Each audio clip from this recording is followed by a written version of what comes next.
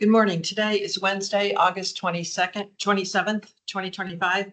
This is the Arlington County Board of Equalization hearings. There are 4 board members present, so there is a quorum and 6 cases on the agenda. The first case is RPC 1500502A at 1919 North Beach and 1947 North Ewell Street. Mr. Harmon, you can start with your 8 minutes and tell us about the property, sir.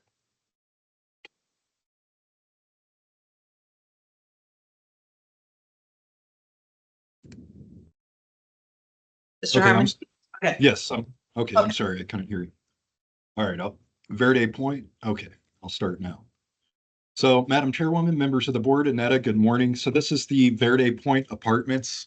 Before we get to the merits of the appeal, I do need to address a procedural issue, and we did provide formal written notice outlining the issue to the chairwoman last Wednesday, with Drea copied. Essentially, what has happened is Drea has instituted their own motion increasing the assessment effective 2 weeks ago.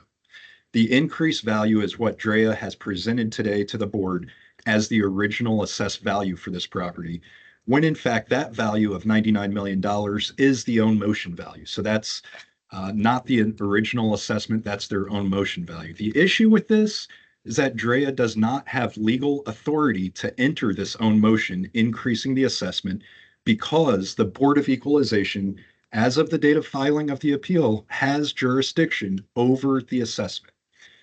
Now, Drea assessed this property as of January 1 at $95.2 million. We filed an appeal on April 14th. As of that filing date, April 14th, the assessment is by law removed from the assessor's jurisdiction and put into the board's jurisdiction. What that means is Drea cannot issue an own motion changing the assessment while it's in the board's jurisdiction. Now, I'll share my screen to show the state statute here. This is VA Code 58.1-3379. Now, this is the board's enabling statute, says what the board's processes are. I'm sure you're familiar with this. It includes the presumption of correctness, but if you go down here to Section D, you can see what Section D reads in part: in any case before the board concerning a taxpayer's complaint in which the local assessing officer requests the board to increase the assessment after the taxpayer files an appeal to the board on a commercial multifamily residential property, the officer shall provide the taxpayer notice of the request not less than 14 days prior to the hearing of the board. What this means is this clearly states that after the taxpayer has filed an appeal, that occurred on April 14th. We filed the appeal for this property. Once that's filed, it's rightfully within the jurisdiction of the Board of Equalization. When it's within the jurisdiction of the Board of Equalization, this is the process the county has to take if they want to request an increase. They cannot just increase it on own motion, which is exactly what they've done here. There is an own motion statute that applies for when the assessment is within the jurisdiction of the assessor. That means before an appeal is filed, or if no appeal is filed, then it's still within the assessor's jurisdiction. Here, it's clearly within the board's jurisdiction as of the date of that filing, which means the assessor must follow the dictates of state statute 58.1-3379. So instead of doing this, what the county's attempted to do is kind of an end run around the board's authority, the board's jurisdiction, and implement this own motion increasing the assessment. This is not a lawful increase. The same logic applies if you go to the third level of appeal at the circuit court. Say an appeal is pending at the Board of Equalization. It's in the board's jurisdiction. Say that appeal, before it's heard, gets filed at the circuit court. It gets removed from the board's jurisdiction and put into the circuit court's jurisdiction. The board can no longer make increases or decreases to that assessment. They no longer have the authority, the jurisdictional authority, to make changes. Same thing happens here. The assessor cannot use this other statute where they have jurisdiction, because they don't have jurisdiction in this case. It was filed to the board April 14th of 2025. It is rightfully in the board's jurisdiction, which means the dictates of this statute outlining how any request for increases must be handled. The county did not do that. The county just did an end run, implemented a change outside of their lawful authority. The proposed value that the county has listed as the original assessment is not the original assessment. It is an unlawful increase that has occurred outside of state statute. Now, like I said, we did copy the assessor on this, and Mr. Dubé did provide a response. His response did not address the jurisdictional issue at all, didn't even touch it. It effectively stated they do make own motions, which we know, but our argument is they don't have jurisdiction to do that. Mr. Dubé did not address the jurisdictional issue. We know that the case for this property was filed with the board as of April 14th. The county did not have jurisdiction over it. Mr. Dubé did not address that issue. Mr. Dubé further stated the assessor's office will make own motions to both increase and decrease assessments, then sent us an own motion decreasing another property's assessment. This is wrong too. We don't care if it's an increase or a decrease of an own motion. The own motion cannot have any lawful authority once the appeal is rightfully within the board's jurisdiction. We see this with many different reductions that the county recommends. They don't do an own motion. They present a recommended reduced value to the board. That's how state statute requires this process to work. You can't do an end run around the board's authority, around the board's jurisdiction, and change the assessment. When it's filed with the board, any changes have to come from the board. Given that that own motion is unlawful outside of the jurisdictional authority of the county, the original assessment of $95.2 million is what we should be discussing today. Now, even if the county were to have properly given notice of intent to request an increase at the board, which they did not, so they can't request an increase at today's hearing, the county cites a mistake of fact as a rationale for the change. However, the building in question, the assessor has assessed at a non-metro cap rate since it was built in 2015. So the question is, was it a mistake of fact as the county claimed, or did the county change the way they measure the distance to the metro from this property? The answer is the county took some liberties with how they measured the distance to the metro. Now, I'll hold up on my screen Google Maps here. If you take a look at the screen, you can see that when you measure from the actual apartment building is in this corner. It's the northeast corner of the lot next to 66 and Langston. When you measure from the apartment building to the metro, you see it's further than half a mile. What the county did to get it closer than a half mile was they went to this mom's grocery parking lot, which has some 2x2 apartments over here. And they measured from there, and then they took this shortcut through private property. This is a private office park that they did a cut through. The main apartment building's right here, 1947 North Ewell Street. They measured from over here, did a cut through. That's how they got closer than a half mile.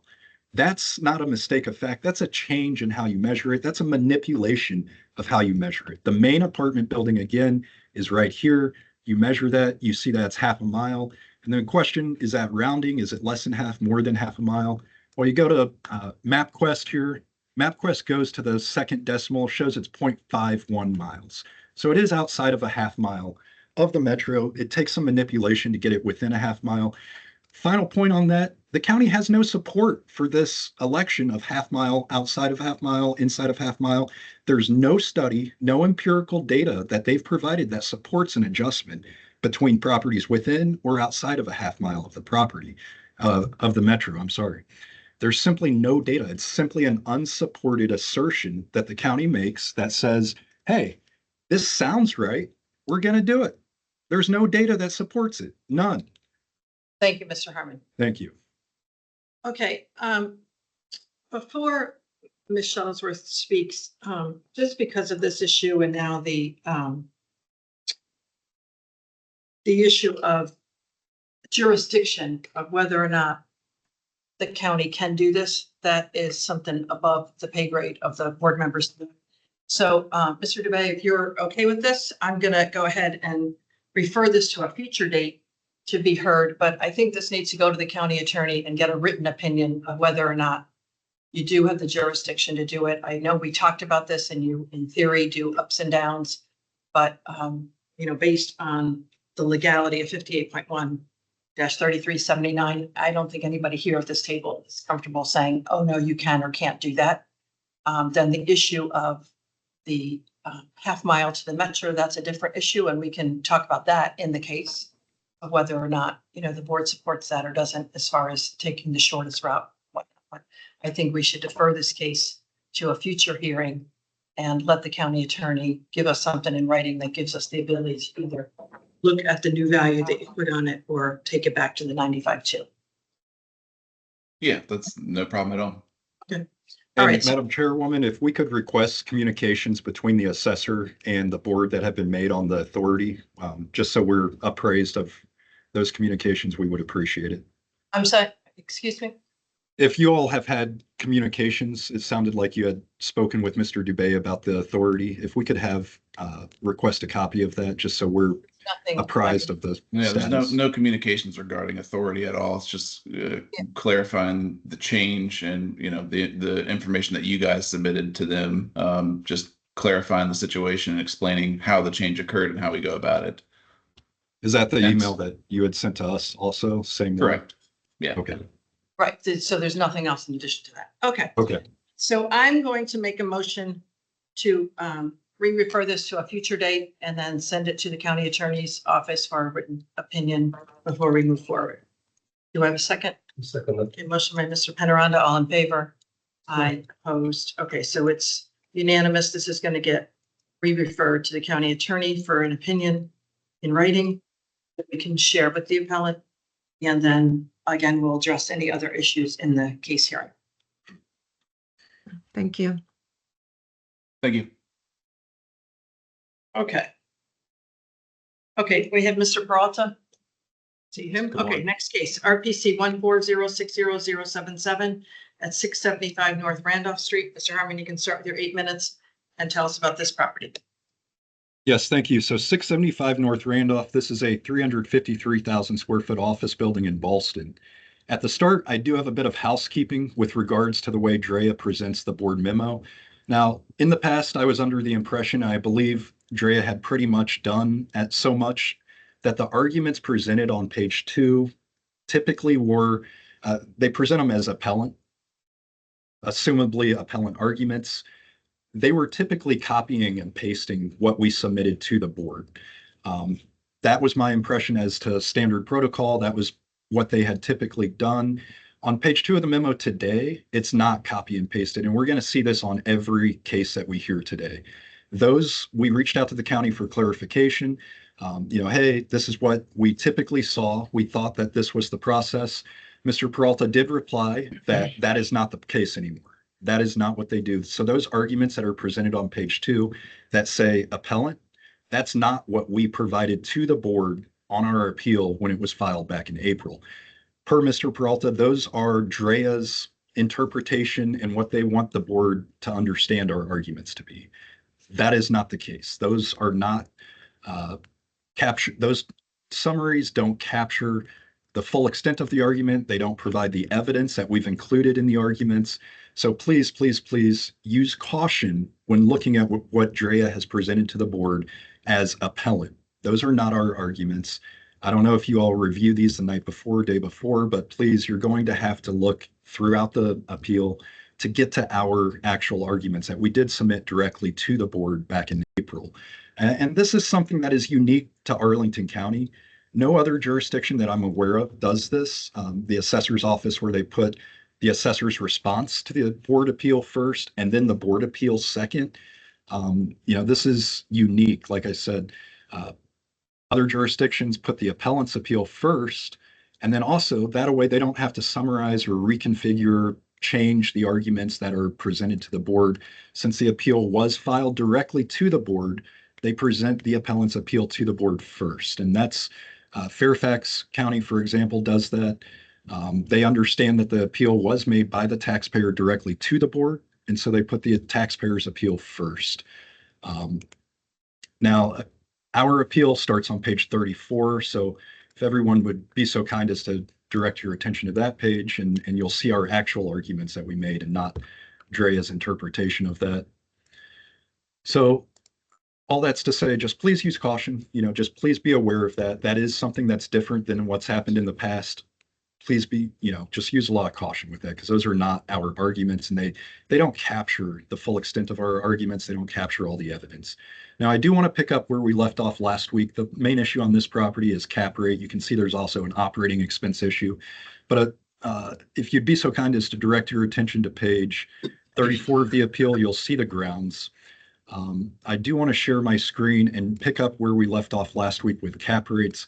So these are the sales, again, that occurred in 2024, the market sales that were widely marketed and had more than one party bidding on it. The other two were private transactions. You can see where the assessments ended up. So these are properties traded in 2024. You can see the dates, one in January, one in September, one in December. See the resulting assessor's assessment for 2025. Even after knowing the answer to the test, knowing how the market values the property, the 2025 assessments are still on average 42% higher. Now that's a range. It goes from 19% higher to 72% higher. The latest data value of sale was December 20th, 11 days before the assessment data value, and yet the assessment was still 35% higher than where the market determined the value of that property was. Now we did appeal these two properties, so I imagine Drea will schedule those, September, October, hopefully sooner than later, so we can see the merits of those sales and verify those sales and show what transpired, how they were marketed, how they were bid on. But for the cap rate, here's the page that the county presented to the board back in June. You can see the county's range compared to the Corpax range. The county is below the Corpax range. We never got an explanation for why, but they're between 23 and 116 basis points below what the Corpax cap rate study showed. Now, Corpax, it's the first source listed on Andrea's presentation to the board. They've relied heavily, if not exclusively, on the Corpax report in years past. So I do want to look at the Corpax report a little more. Corpax for Arlington County for 2025 stated that he relied on these 6 sales to determine a cap rate. This is a joint report for Arlington and Fairfax County. So the other sales he used for Fairfax County, the 6 he used for Arlington County are shown here. 2 of them are from Arlington, 4 are from DC. Now the 2 from Arlington, first off, the Potomac Tower, 1001 19th Street. This was a private transaction. This was the seller approached the buyer and said, hey, do you want to buy this building at this price? The buyer was a 40% occupant of the property who had for years told the owner he wanted to expand in the building, wanted to make security upgrades, wanted to really control the asset. That tenant also had just raised another round of funding. They were a natural gas company that was about to go public. So all of those fact patterns just happened to transpire to create the perfect storm to get this sale price. That sale price is not repeatable. That's not what would happen if you took a typical market property to market with typical investors purchasing it. You would have to have that exact same fact pattern. A buyer who occupies 40% of the building, which we've included analysis that shows owner occupants pay at least double what non-owner occupants pay for buildings. So, that 7.32, you can see throughout this, it's an outlier. It's the lowest. Why is it the lowest? Well, because it wasn't a fair market transaction. Going through the rest of them, I'll go to Central Place Tower. This is the other Arlington sale. Now, Corpax lists this as a 7.78 sale cap rate. That's wrong. So that the board heard this case. They heard that WeWork was not paying rent at the time of sale. So that 7.78 is reflective not of a stabilized NOI, but of WeWork not paying rent. So CoStar was the buyer on that. So CoStar is probably reputable to discuss this sale that they purchased. And CoStar says that was an 8.12%, 98% occupied at sale. CoStar further states that they want to occupy 150,000 square feet. So you can look at this. It's 98% occupied. They want to occupy a further 27%. This property was essentially 125% occupied at sale. It was also a private transaction that was not marketed. So we have another owner occupant property 125% occupied at sale, cap rate 8.12%. So that compares with the current assessment on this property that's at 7.4% as a base cap rate. So you go through the rest of the DC sales, you see 9.5%, 9.2%, 8.5%, and 11%. Those are actual fair market transactions. Those are cap rates that are more reflective of the market. As such, we respectfully request the board consider increasing the cap rate on this property to reflect market cap rates. Thank you. Okay, thank you. Mr. Peralta for the county, please. Yes, thank you. Founders Square, 675 North Randolph Street. is located just across the Ballston Mall. Um, Knowing this property, I believe the board has seen this property in the past. It is 100% occupied with DARPA. So with respect to cap rate and risk, there's little to no risk with this, you know, high credit tenant. And when looking at the overall numbers for the property as far as the potential gross income, we see that the initial assessment understated that income when compared to previous years and in current years. If you compare columns A, B, C, and E to columns D, you'll see that due to our methodology in vacancy, where we afford 8% vacant for this property, which is 100% occupied, we're deducting another 1.1 million from the income stream, and that's about a 6.3% decrease from what is reported in the most current year, 2024. Looking at the expenses, you see the expenses over the course of the stabilized property, averaging close to $6 a square feet. The county in original assessment is at $6.20. The county did not offer up a test. We didn't feel that it was prudent given the overall NOI, and on a high level looking at that, I mean, any changes done to the expenses or even the income stream would still result in a value or a net operating income less than what was being reported in the 2024 INE. With respect to cap rates, we did see and evaluate all sales that occurred within the county.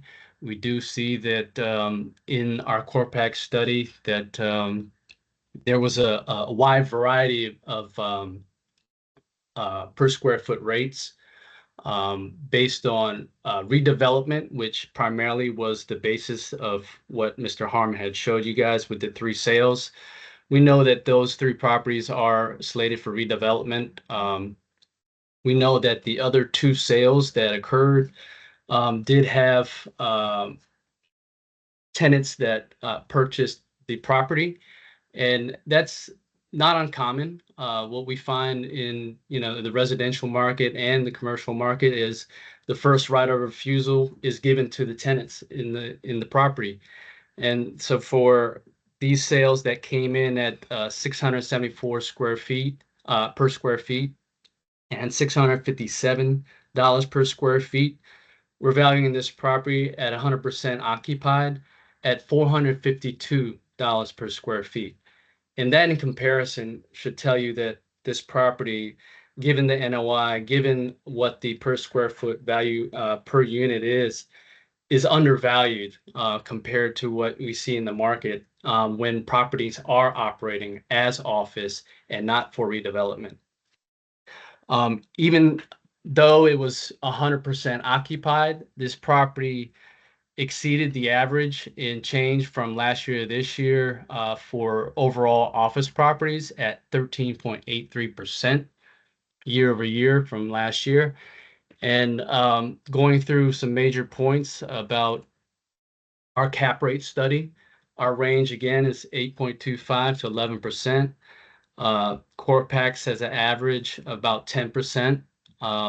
What we did find, what was unique in the Corpac study, and therefore we didn't solely rely on our Corpac study as in years past, is that they included DC sales, which we haven't never seen in previous reports.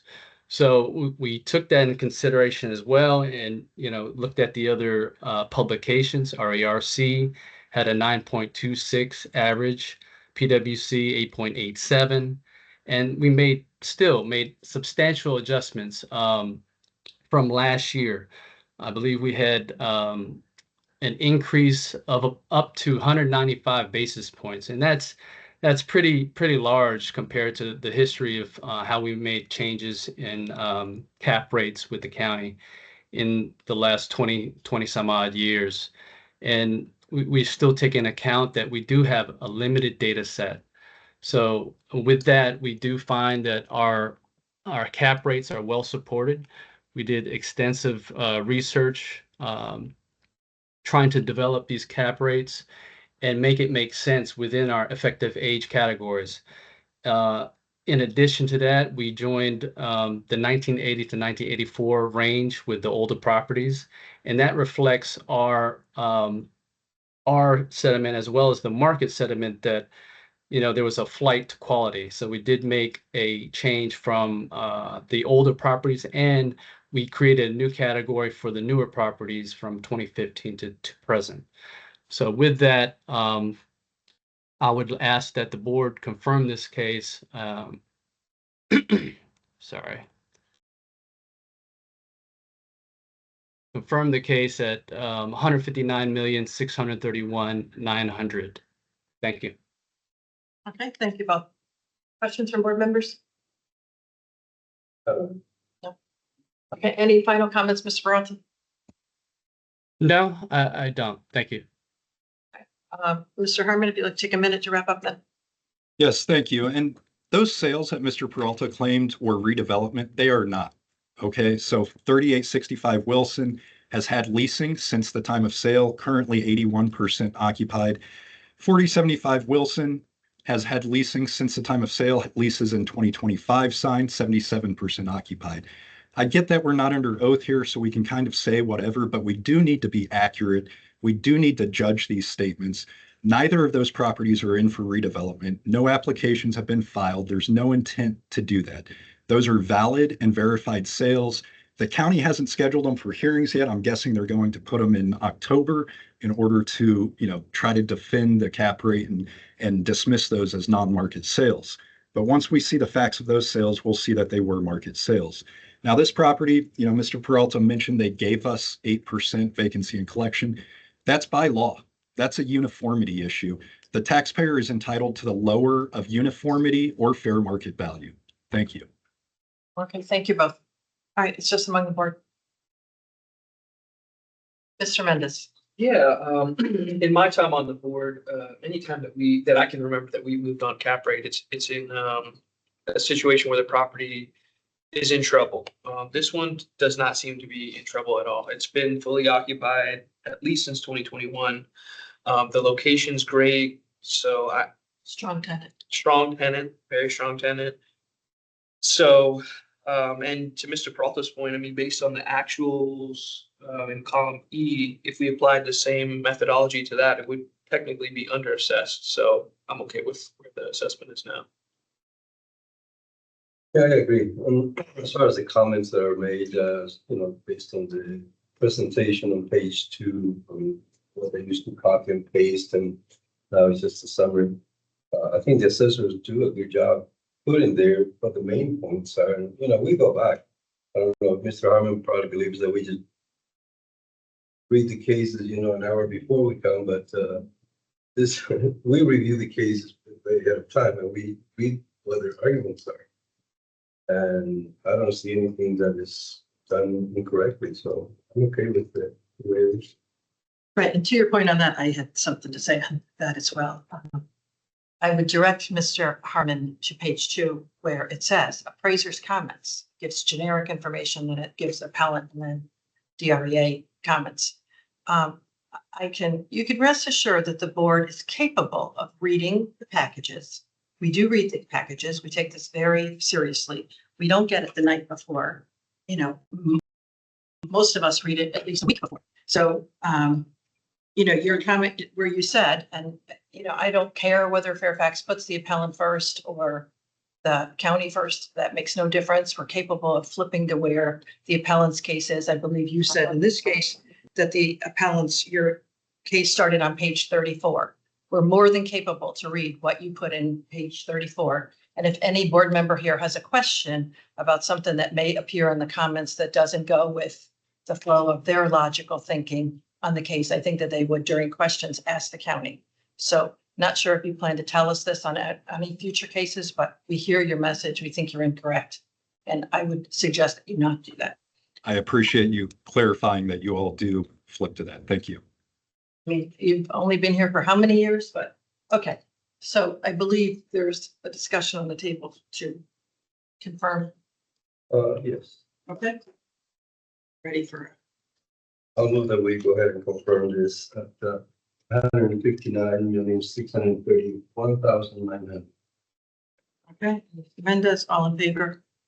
Aye, oppose, it's unanimous. The county's confirmed at 159,631,900. Next case is the same assessor and same agent, RPC 16015030 at 1101 Wilson Boulevard. Mr. Harmon, you can start with your 8 minutes to tell us about this property. Yes, thank you. So this property is the property with the dome in Roslyn. It's a 1989 build that was 35% vacant as of the date of value. Vacancy has since risen to over 40%. NOI at the property decreased by 866,000 year over year from 2023 to 2024. That represents a 12.5% decrease in NOI year over year.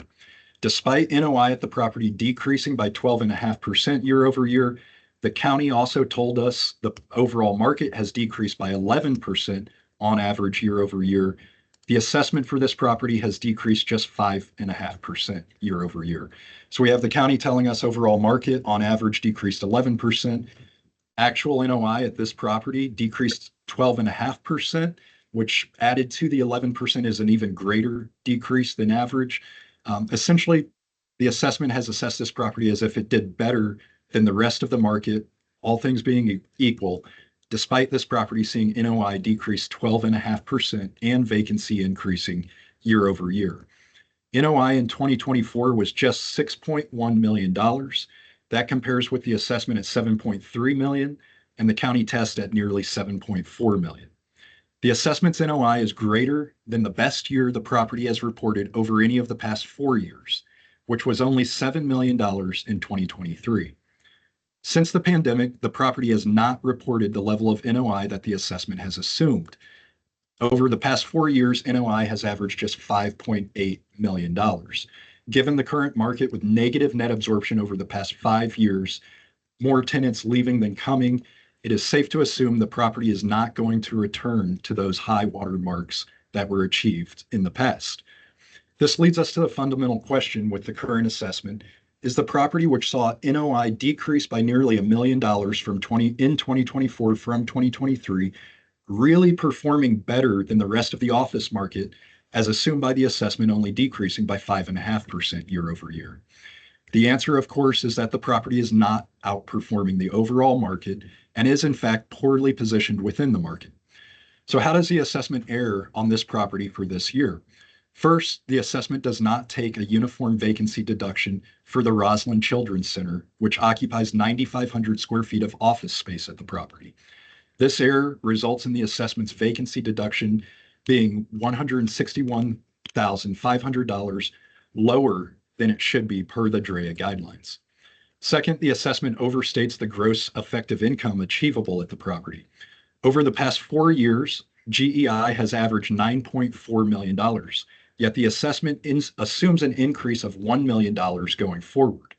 This increase is assumed even after the county's uniform vacancy rate of 28% is deducted from that assessment. So if you look at GEI, that is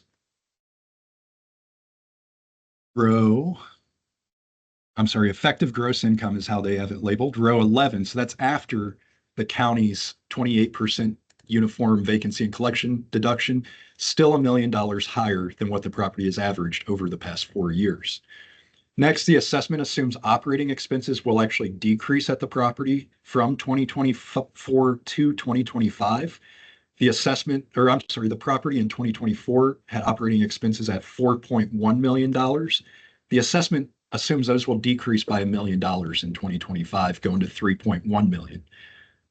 Now that's just not reality with what we've seen over the past 4 years at this property or with inflation that we know is ever present in the market.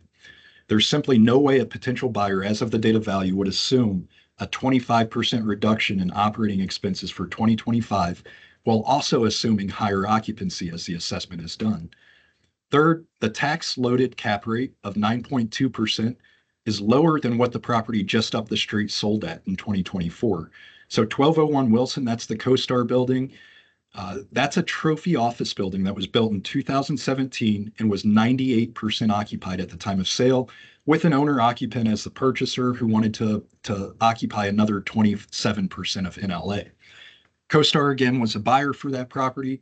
CoStar reports that the sale cap rate that they purchased that property at was 9.4%. That's of course higher than the assessment on this 1989 building that's 35% vacant as of the date of value. Yet the assessors assumed a cap rate of 9.2%, below what the CoStar building sold for. So the cap rate is a measure of risk and return. That's where you get the return on capital, and a measure of risk to that return. So looking at these two properties, which one has the higher risk? The trophy office building that's fully occupied and on a better location, built in 2017, or the 1989 building with 35% occupancy, that's in a not as desirable of a location. So this is how we get an assessment that only decreased 5.5% from 2024 versus what Drea tells us the overall office market, all things being equal, decreased 11%. Then we look at the actual property. Not only did it decrease less than average, but the actual NOI decreased by 12.5%. That's more than the overall office market. Now, the county's test also makes several errors. First off,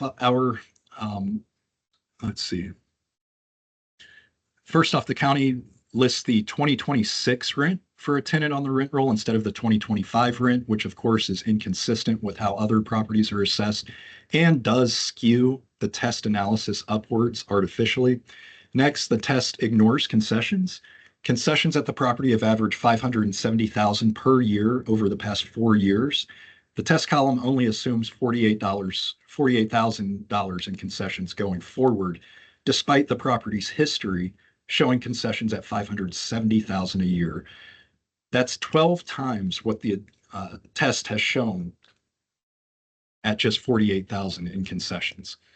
Next, it appears the county intended to increase the cap rate by 2.1% year over year based on the comments made by the assessor on the summary. If you take a look at page 3 of the county memo, you'll see at the bottom, note number 5 states the cap rate increase year over year by 2.1%. From 7.128 to 9.228. However, this is in fact not correct. The assessment cap rate for last year was 7.88%. The county states in comment 5 again that it was 7.128%. So that's an error of 75 basis points. If the county did intend to increase the cap rate by 2.1%, it needs to increase on the current assessment by another 75 basis points. Thank you. Okay, thank you. Mr. Peralta for the county, please. Yes, thank you. For this property, we're looking at 1101 Wilson Boulevard. It's important to understand the history of the property with respect to why, to Mr. Harmon's point, that it didn't meet the 11% average of the office buildings.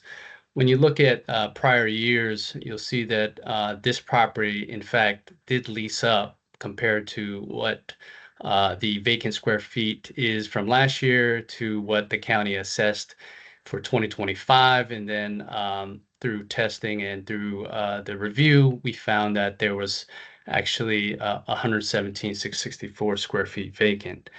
Now, so that affects the, I guess, the average or the percentage in which this property decreased because of the cap rate issue that we changed for this property. When looking at this particular property, you're looking at the original assessment. We know and we've seen that when properties have large amount of vacancy, 120,000 or 114,000 for the 2025 assessment, we do assess for the gross potential of the property. As you see in columns A, B, C, and E, the appellant or the owner is not reporting the income for the vacant office. So therefore, DREA has reconstructed this income to include that vacant square footage. So I believe the board is aware of how we developed that reconstruction. Comparing this to a 100% property that we just saw, the county doesn't really need to retest or to show the board exactly what the potential of the property is. If you see and compare columns F and G, you'll see that the appellant and the county is projecting a higher amount of gross potential versus the reported actual income in column E. So if you compare columns F and E, there's a difference there of, I believe, 1.8 million. I'm sorry, 1.1. I'm sorry. When you look at columns E1, the reconstruction, and F, you'll see that there's a difference with the county's inputs there of a negative 1.1 million. And when you compare columns E1 to G, the appellant believes 2.4 million decrease in potential income when adding that 4.5 million in vacant income that was not reported in the original assessment. I'm sorry, not in the original 2024 INE column E. So when the appellant speaks about the net operating income, showing that it's much less than what the county has valued in the original assessment, you'll see that the county is at 7.3, and then the actual income is reported at 6.1. Again, that reconstruction adds that vacant income, and you'll see also that the net operating income proposed by the appellant's pro forma is in excess of that actual income as well. So then it boils down to what is the leases that are in place and what the market would command as far as this property for the rents that would be achieved for that vacant square footage. And in our analysis of the rent roll, we did find that on average, office leases were at $53 a square feet. Our original assessment is at $45 a square feet. And that's much lower than what that average is. So in the test, that the county did bump up those averages for the leases in place, reflecting exactly what the rent roll is supporting. And then looking at the new leases for this property, we did find that the leases that were signed most recently were averaging about $48.90 per square feet.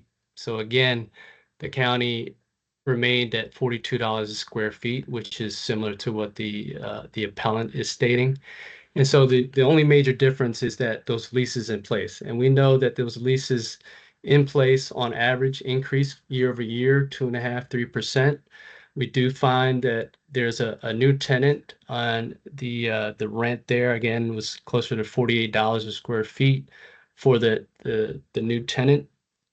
And then in addition to that, the county does make the deduction of 28% from those rents. And if you can see on the county's test page, you'll see a reflection of what our methodology does to those rents. At $52.75, we're actually valuing this property with an income for those leases in place at $37.98 per square feet. And then the vacant office from $42 to $30.24 per square feet. So again, we're taking consideration those leasing commissions and really valuing this property at a lower rate than what is commanding in that submarket. If you compare that to our column F to column G, you'll see that I believe the appellant is taking those concessions at the gross lease level, and then deducting another 28% from that, thus creating a NOI much less than what should be projected for this property. Going into more detail as to why the county chose certain per square foot rates into expenses, we did find that there were owner's costs and other admin fees that greatly increased the total operating expenses for This property in most 2024 current year, we did find that it increased about 8.42% from last year. And we did find that some of those expenses should not be included, but for testing purposes, we did take that into consideration at $12 a square foot, which is we believe is reasonable when comparing to the history of the property. You'll see in columns A, B, and C, the history of the expenses are at $10, $11 at best. And with the most recent jump, we don't feel that should be ongoing. And again, as the property leases up, you'll find that some of this expenses will be paid by the tenants after that initial year. Overall, we're looking at this property at $226 a square feet. Again, I'll remind the board of the sales that those properties were selling at upwards of $500 a square feet. Again, we went through our points with respect to our capitalization rate and how the publications and our Corpac study does support our range of 8.25 to 11%. Okay. And we're open for questions. Thank you. Okay, thank you both. All right, questions from board members? Yes, I do have one question for Mr. Broughton. On the expenses that you used for both the original assessment and the test, there's a different number of square footage used. On the test, you used 337,513 square feet. On the original, it's only used in 301,542 square feet. Why the difference? When looking at the original assessment, let me find that page. I would imagine it had to do with the the square feet that doesn't add income to the property. So I would have excluded storage square feet. Hold on one second.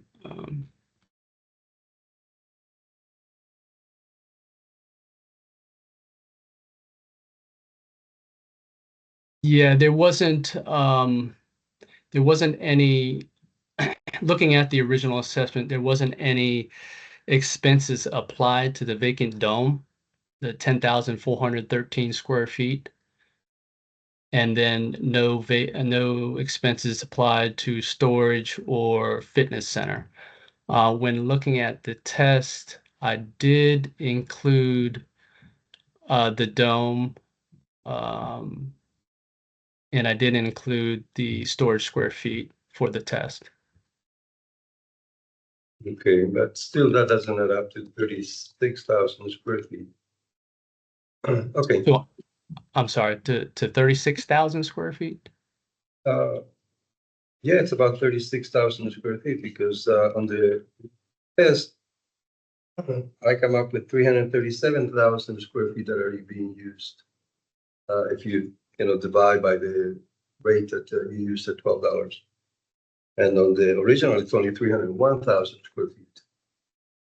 Well, actually, looking at the test, I believe I used for the office leases in place, I believe I used $12.24, which should have been $12 a square feet.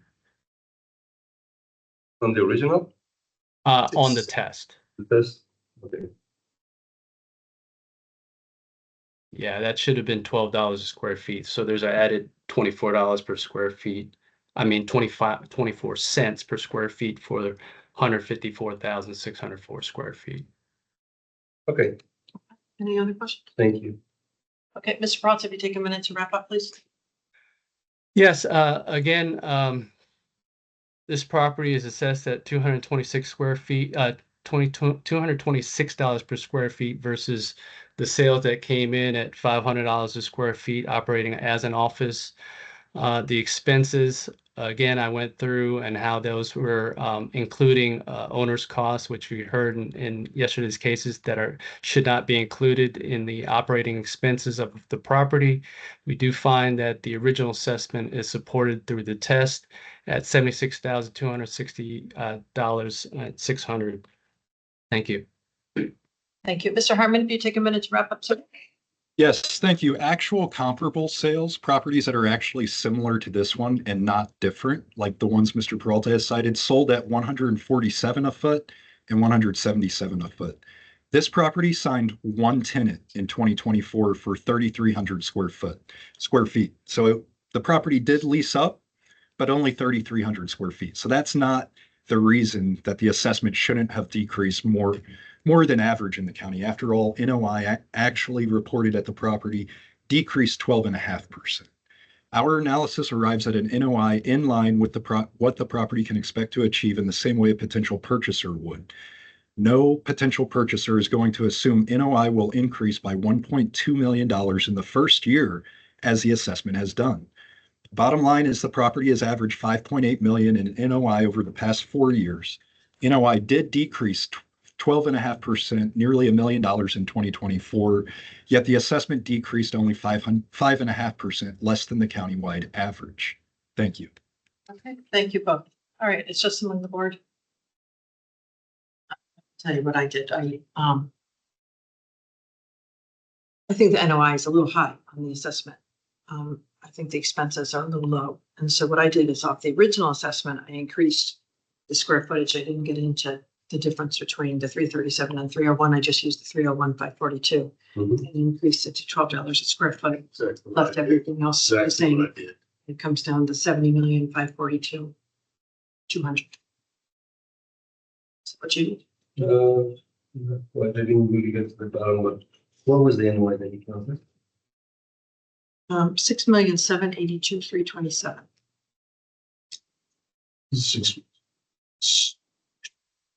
358. I'm sorry.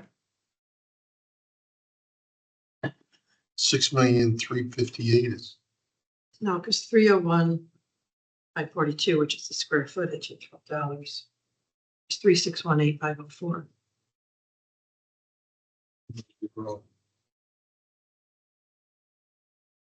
I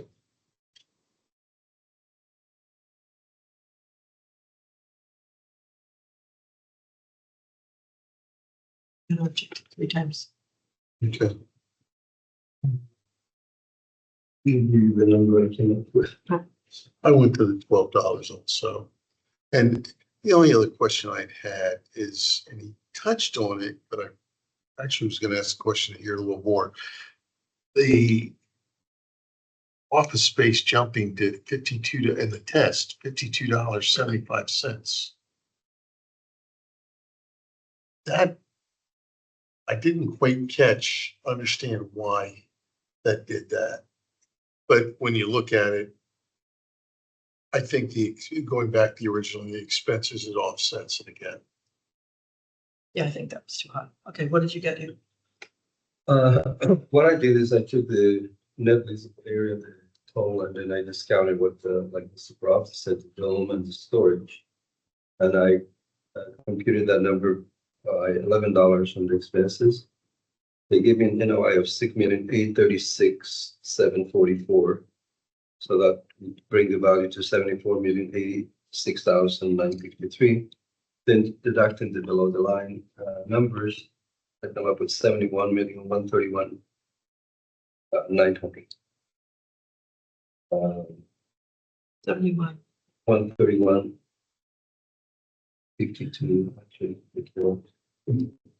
Okay, that Ray, what was yours? 7,542,000. But just that's yeah. the only reason that I like mine better is because I don't agree with the rents in that they use in the test. Yeah.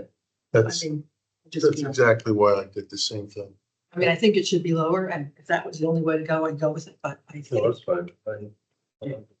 I did do something very similar. I just took the total NLA and I bumped the expenses to $11 a foot. And that came up to 3,705,251 for the expenses. And capped out with the below the line deductions, I came up with 69,602,100. So that's a 14% decrease from last year.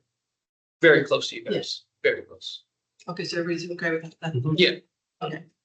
All right, then I'm gonna move to reduce the assessment to 70,542,200 based on using the original assessment and increasing the expenses to $12 a square foot. Do I have a second? Second. Mr. Mendez, a second. All in favor? I opposed. Okay, it's unanimous. It is reduced to 70,542,200. Thank you. The next case is RPC 34010030 at 1801 South Bell Street. Mr. Harmon, you can start with your 8 minutes and tell us about this property. Yes, thank you. So this is a 275,000 square foot office building in Crystal City. It is the Bloomberg News building, if you're familiar with it. Now, if you'd kindly direct your attention to the appeal on page 42, you'll see our summary of facts, the property's 4-year operating history, the 2025 assessment, and the owner's stabilized potential value. Looking at page 42, you can see 2 grounds for appeal. First, operating expenses. Second, the cap rate. So starting with operating expenses, you can see operating expenses were $5.6 million in 2024 and have averaged $4.9 million over the past 3 years. This compares with the assessment's projected going forward 2025 operating expenses of just $3.57 million, which is 27% less than what the property has incurred on average over the past 3 years. Now, why are operating expenses at this property averaging $4.9 million over the past 3 years? The county states the property is 100% owner occupied. If we accept this, which is how the property has been assessed, it means that the property has much higher occupancy than average in the county. Vacancy in the county averaged, of course, 24% per DREA as of the date of value. So, of course, this explains part of the expenses at the property. They're by nature going to be higher at a property that's 100% occupied, as this property has been assessed, than at a property that is only 76% occupied, which is the countywide average. The county states average operating expenses for those average properties, which again, 76% occupancy, county states the average was $925 a foot. Now, we don't know what comp set was used to derive this figure. We don't know if outliers were included or excluded, but even if we accept that $925 a foot on average, the average office building 76% occupied, so we need to grow that by 33% to account for the occupancy differences at the subject property from the average office in the county. This would, be fine on paper without knowing anything else about this specific property. If we took a generic office building and all we knew was the occupancy, this may be a good way of going about considering expenses. Take the average per the county, $925 a foot, which applies to a 76% occupied building, and grow it to account for a 100% occupied building, such as a subject. We know more than just that. We know more than occupancy at this property. We're well aware of the nature of the property. We know that the building is Bloomberg News, and it operates on extended business hours, as we've presented to the board year after year. Portions of this property operate 24 hours a day, 7 days a week. The remainder operates between 6 a.m. and 10 p.m. most days of the week. Again, it's a news agency, so this makes sense. The publication operates wider hours to stay on top of the news in the digital age. It's important to stay on top of it and be publishing as news is made. That's the nature of this property. It's different than other typical properties in the county. So the differences between the average expenses at a 76% occupied building are twofold. One, this property is not 76% occupied. It's 100% occupied, as the county states. Secondly, it operates on extended hours, 24 hours a day, 7 days a week, 6 a.m. to 10 p.m. When you read leases, new leases of tenants, they'll have clauses in there for HVAC expenses when you're operating outside of normal business hours. Because most of the time, most of those average properties that the county's compared this to get the $925 a foot, most of those shut down or remove the HVAC from full capacity outside of business hours. You have to put in a week in advance a request to run HVAC outside of normal business hours. That means outside of typically 8 to 5, Monday through Friday. So if you want it running at 10 p.m. as this property does, if you want it at 6 a.m. as this property does, if you want it 24 hours a day, 7 days a week as portions of this property does, it's going to have higher expenses. Most other properties shut down the HVAC overnight. They reduce the capacity just because that saves on operating expenses. This property has extended hours. That increases expenses by nature. The property also has higher security needs than average. It is, again, a newsroom. We've seen, Washington Post down the street in DC has protesters outside of it. It requires higher security needs. Same thing with Bloomberg News, requires higher security needs. So what do we know at this point? We know the county states the average generic 100% occupied property would operate about where the assessment has assumed expenses. We also know that this property is not an average generic office building, but that it operates on extended hours and on weekends. This necessarily grows expenses.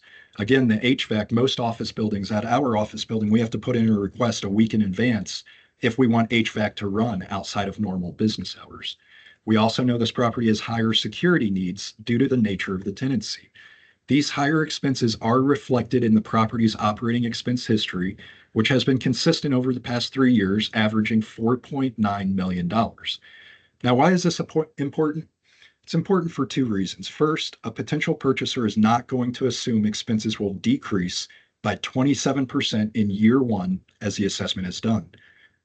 Second, state law requires us to actually consider the actual expenses and not just give token consideration to the actual expenses as the assessment is done.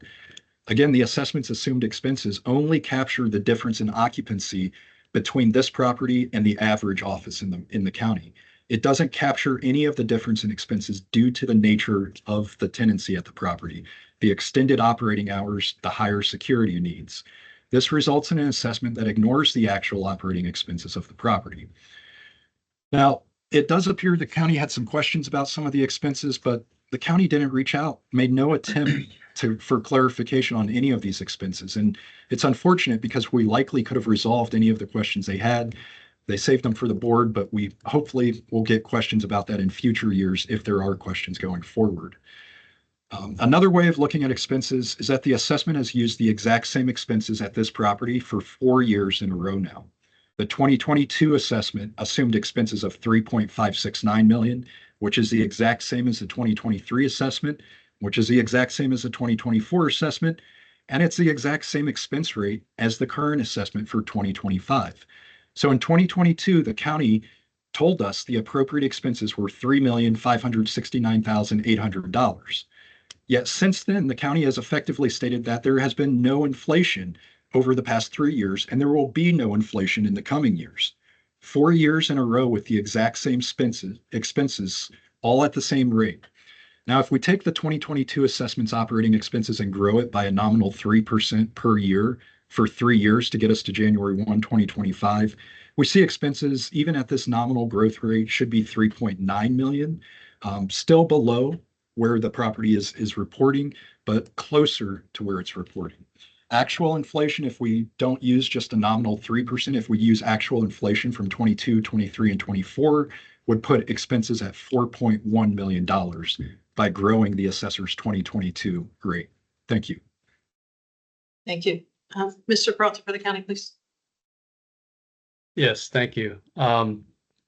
Looking at this case, the county was presented, I guess, the appellant's issues with this case, and looking at column G, the appellant or the agent seems to have flipped as to what their position is. As you see in column G, they're stating that the vacant square footage of the property is 70,173. Based on the 8 minutes the appellant had, I believe they are in line with what the county has assessed the property at 0% vacant. With respect to how this property owner is reporting the square feet vacant, it is hard to understand why the expenses would increase if the history of the property is showing that they have less and less square footage that they're utilizing in the building. So to me, to say that 70,173 square feet is actually vacant, where their employees aren't using certain floors or certain space, it doesn't jive with the fact that these expenses are increasing year over year.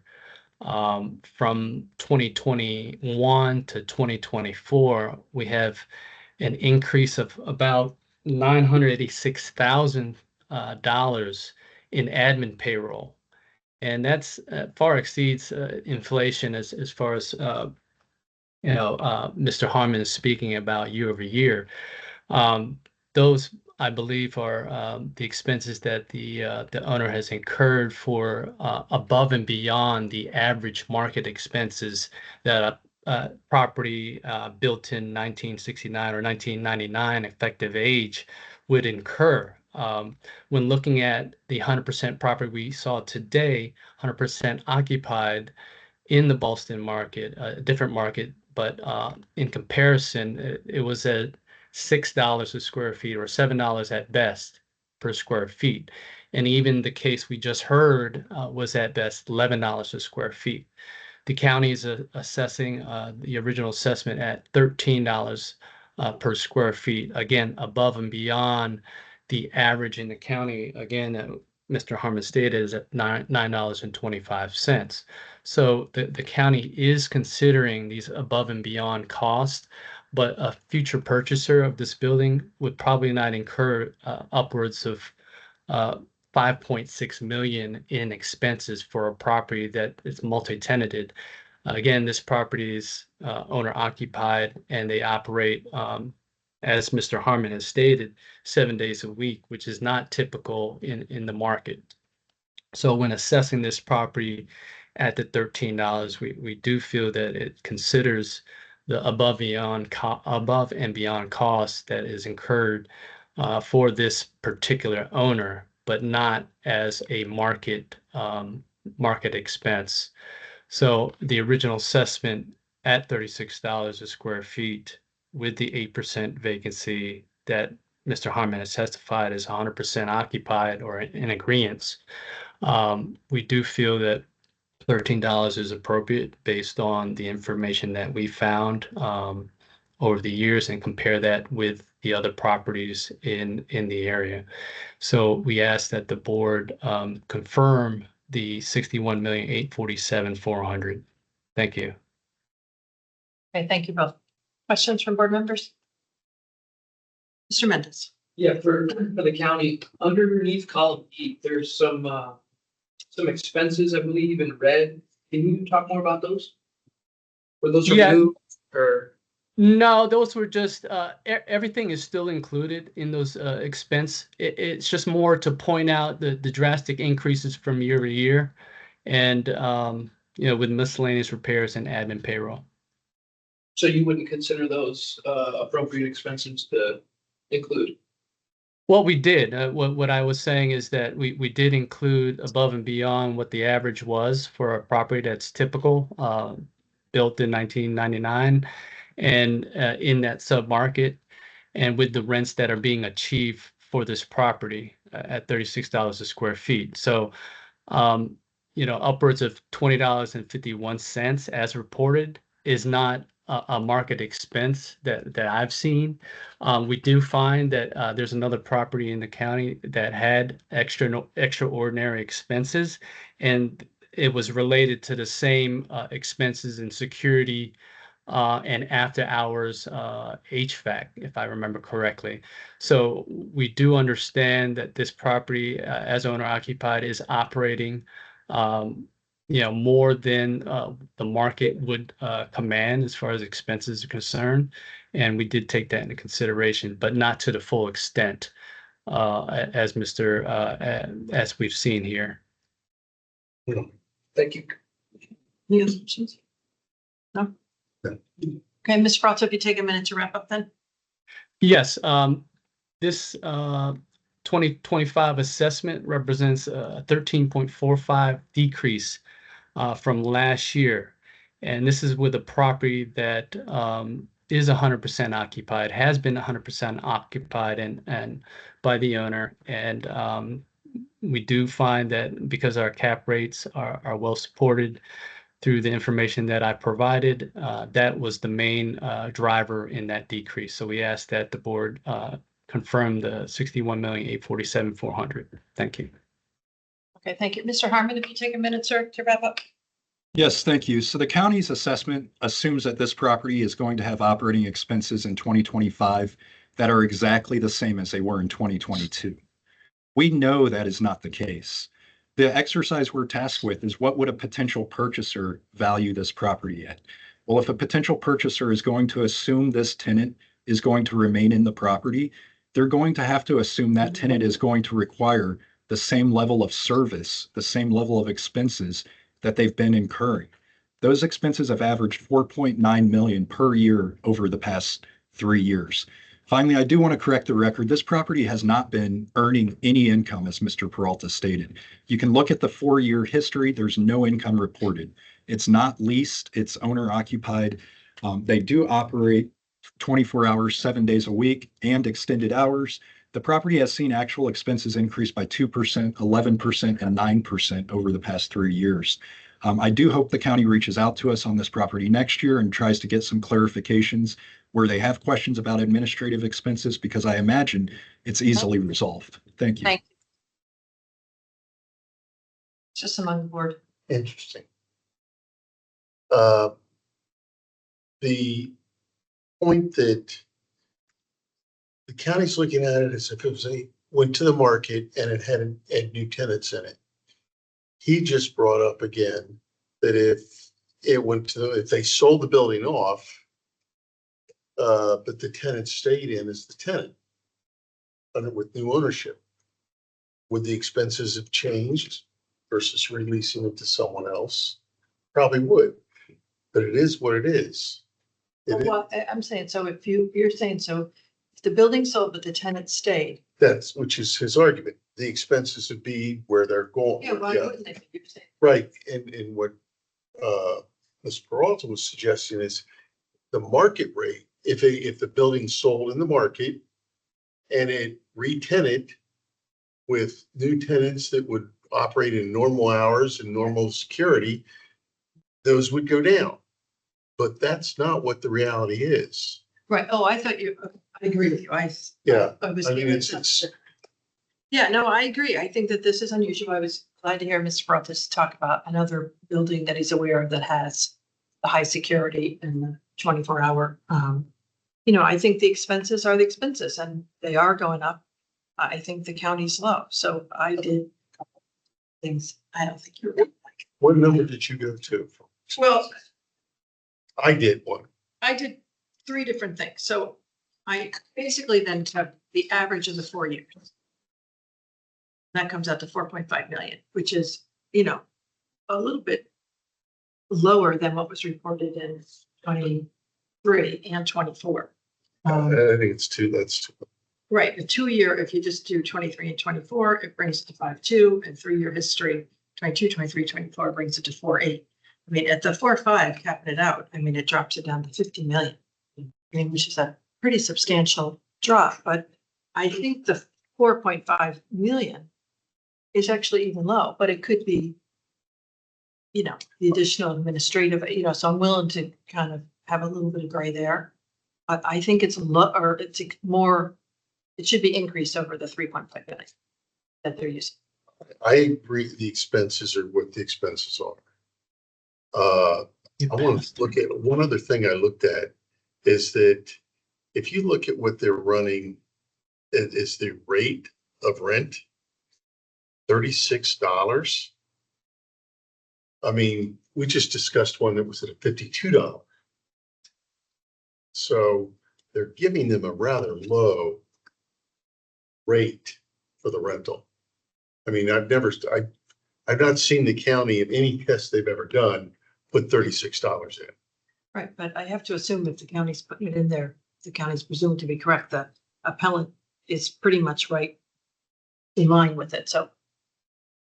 I would, if I were the appellant, I'd agree with $36 too, compared to 42 or 47. Um, I'm just arguing the other side a little bit. Okay. Yeah, well, I agree the expenses are off. I think what they're using as a rate in the market, that was the one question I was gonna ask, is really where is that market rate? All right, so where are you?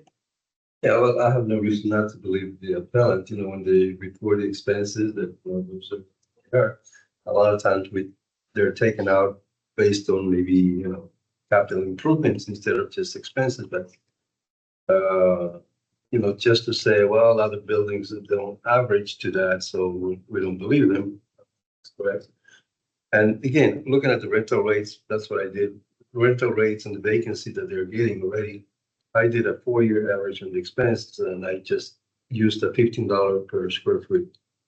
So the amount of expenses that I come up with is, yes, it's a little lower than even 2022, $4,037,000. Capping that at 894 rate to come up with 56,640,100. Running it out. So basically $15. That's what I did too. Yeah. 'Cause But I really red flagged that rental rate. Yeah. That rental rate's, I agree with you, Mark. I think the rental rate's low. I think the expenses are also low. If we look at it year over year, it's down 13.5%. So, if we bump up the expenses, it goes even much lower. I ran a test with 16.5 per square foot, which is about 4.5 million in expenses. And I think it dropped down like 30% year over year. So that's, Yeah, that's about what because I had 4.5 yeah. or 16. So that's quite a drop. I mean, that's too. I can't see anything that would differentiate this property from, I think we had one earlier. The second case was down 14% and it was fully occupied. So that kind of lines right up. And so what would yours be? 56. The final value? Yeah, the percentage decrease. Oh, I didn't do that. 56,640,100.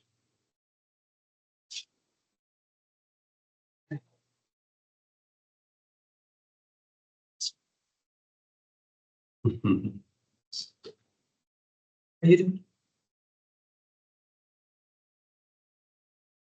Last year, What's the new one? 640, 100. So it's a decrease of 14,819.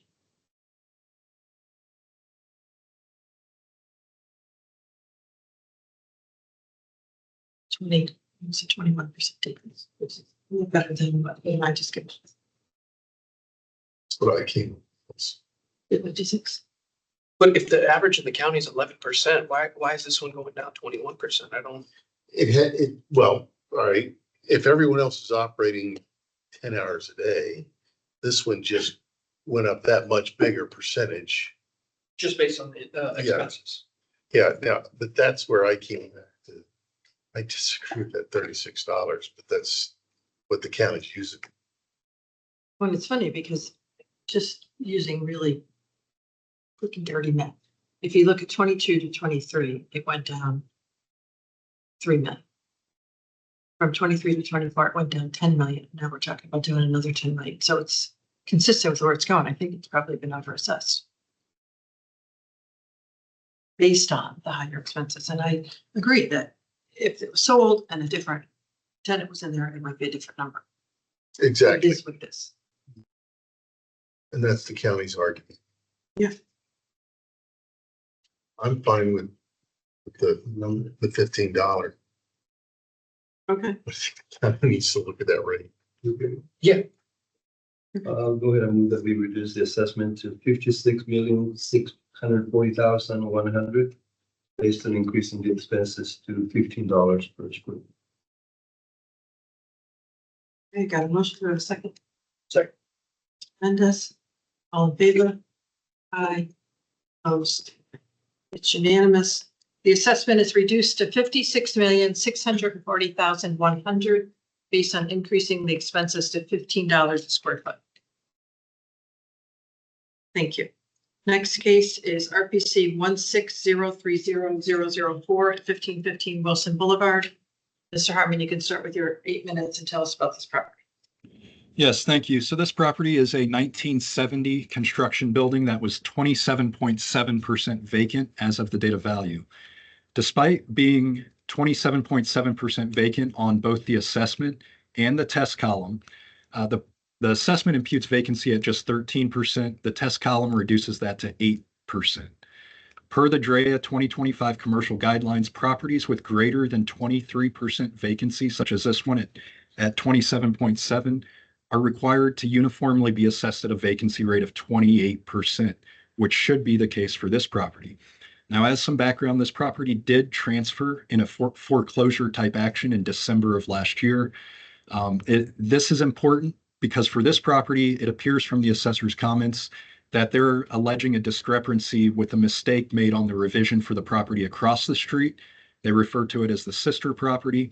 That was also transferred in the December foreclosure action. Reading through the assessor's comments in the write-up for this case and why it appears they're trying to justify, accepting that the vacancy was 27.7%, but saying that vacancy should actually be imputed at 13 or 8%. It appears there's an allegation that because the former owner, before the foreclosure action, had a note in the 2023 rent roll that stated one of the GSA tenants at this property intended to vacate and move across the street, the assessor says the tenant must have done so. However, that's not the case. That tenant did not, in fact, ever move across the street and ended up vacating this property. Now, we spoke to the current owner. They had no idea what the former owner's note on that was. And as you can imagine, once a property transfers via, a foreclosure action such as this one, the former owner is not too interested in discussing what the plans were for the property. But it seems like at one point, a year and a half ago, the former owner did have plans with GSA to move them from a couple of floors in this building across the street. That never materialized. GSA just vacated from this property. So based on this, the assessor did not impute the tenant at the property across the street. The assessor seems to have felt that was a mistake. So the assessor did impute that tenant as occupying space at this property to make up for that mistake. Fact of the matter is GSA does not occupy space, or GSA does not occupy those spaces at either property. They didn't move from, I believe it was floors 5 and 6 here across the street as the former owner had intended a year and a half ago. Instead, they just vacated. We did explain this to Mr. Peralta via email, as you can see on page 8 of the board memo. Now, what we know about this tenant is that as of January 1, 2024, again, the prior owner had said, they want to move across the street. What actually happened is they just left. They didn't move across the street. They did vacate this space. We spoke to the current owner. They have no idea what the intent was, but what they did say actually happened is that tenant is not there. The current owner took ownership in December of last year.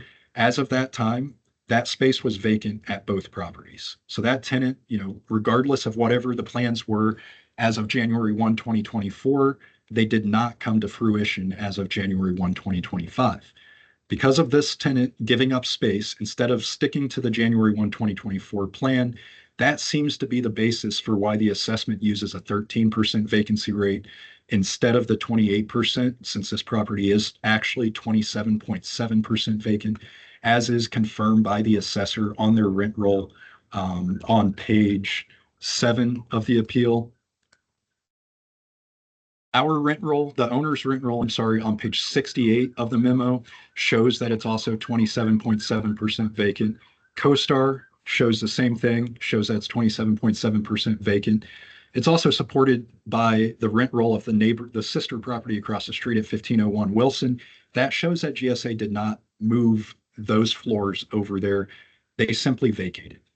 Knowing that the tenant did vacate the subject property in 2024, prior to December of 2024, when new ownership took ownership, they did not move across the street. The subject property's vacancy as of the date of value, again, 27%, requires that uniform vacancy rate of 28% to be used on the assessment.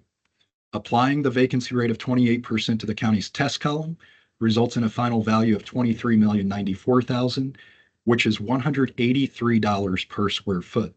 That's greater than the sister property's final 2025 assessment, which is at $175 a foot. Now, the county has made the case that these are sister properties. We never presented them that way. They're across the street, they're common ownership, but that's about the extent of it. The county claims they're sister properties, yet the one across the street, the assessor deemed was appropriately assessed at 175 a foot. This one, if we make the adjustment to the county's test column to increase vacancy from 8% to 28%, gets to $183 a foot, which is still greater than the sister property as the county claims, but more in line than the current assessment. Now, this vacancy issue is the thrust of the case. The county's rent roll again shows vacancy at 26.7%. You can see that on page 7 of the board memo. All available evidence shows that GSA did not transfer from this building to the other one. The county appears to contend that they did and that they mistakenly did not include them in the sister building. They never did. The owner, I asked him multiple times about this. I wanted to make sure they had it right. The owner got annoyed. He's like, what do you have all the data. You have the rent rolls. I've already confirmed it. Confirming again. They don't know what happened with that prior plan that was in place as of January 1, 2024. It did not come to fruition. Lots of issues at these properties. This was a property that went back, transferred ownership via foreclosure type action.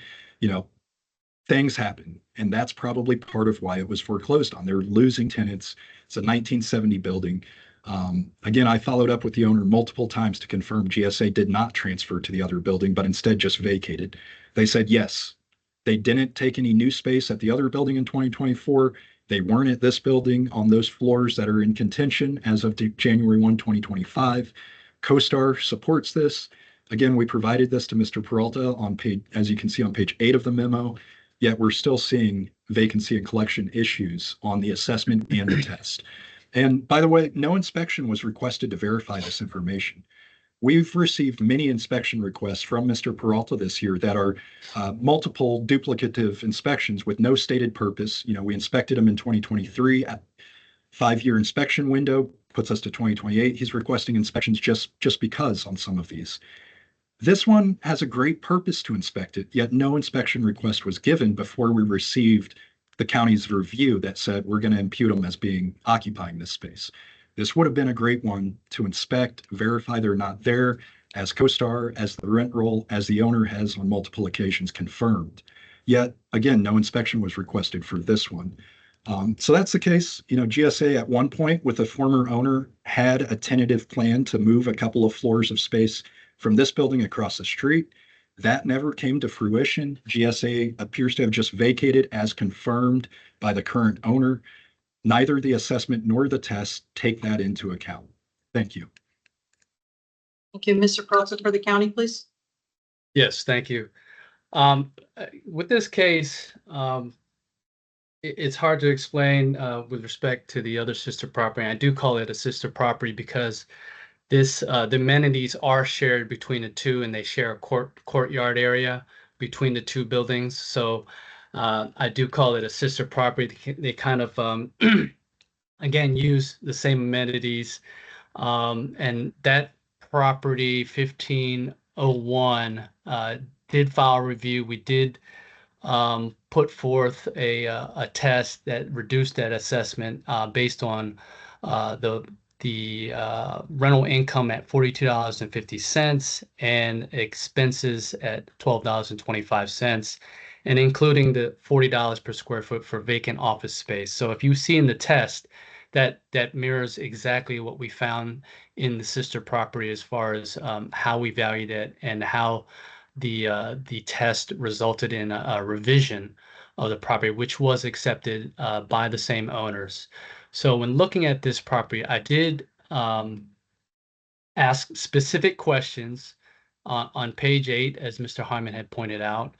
And they're very specific because of the nature of which that tenant was supposed to move into another building. So if you turn to page 8, you'll see exactly the questioning. Nowhere did Mr. Harmon mention they did not follow through and did not enter an agreement with the other property and move in.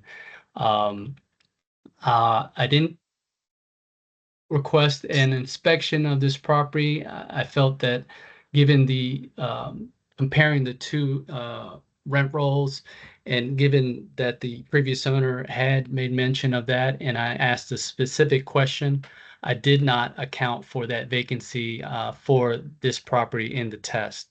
When looking at the rent roll in previous years, another tenant in the building, which lease expired February 28, 2025, the Summit Ridge Energy, was still technically paying rent on that space of about 8,074 square feet. So that's the discrepancy, one of the discrepancies.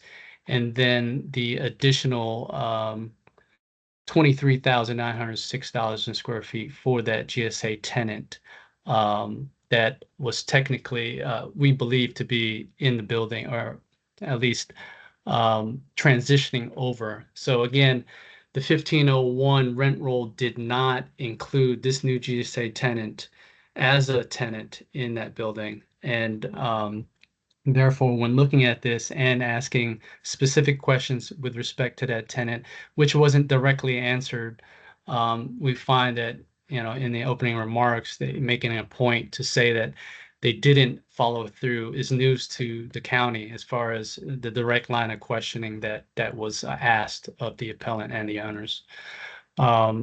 Looking at the overall original assessment as compared to the test, we do increase the rental rate based on the new information.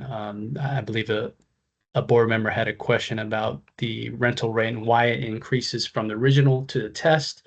When looking at the new information, we do find that the average per square foot rate for the leases in place for this property are at $43.18, higher than the original assessment as assessed at $40.50. So when doing the test, we do take into the new information. Previous case had an average of $53, and we increased it for $52.50. And that's why, given the new information, the county affords a test to kind of show what the most recent information has resulted in and what that resulting value is as a reflection of those increases. We know that leases in place typically have 2.5–3% increases year over year, and that would represent why the test is testing at a higher per square foot rate. Again, looking at that test, we are increasing all the major income stream portions of it at office. We do keep the vacant office at $40 a square feet.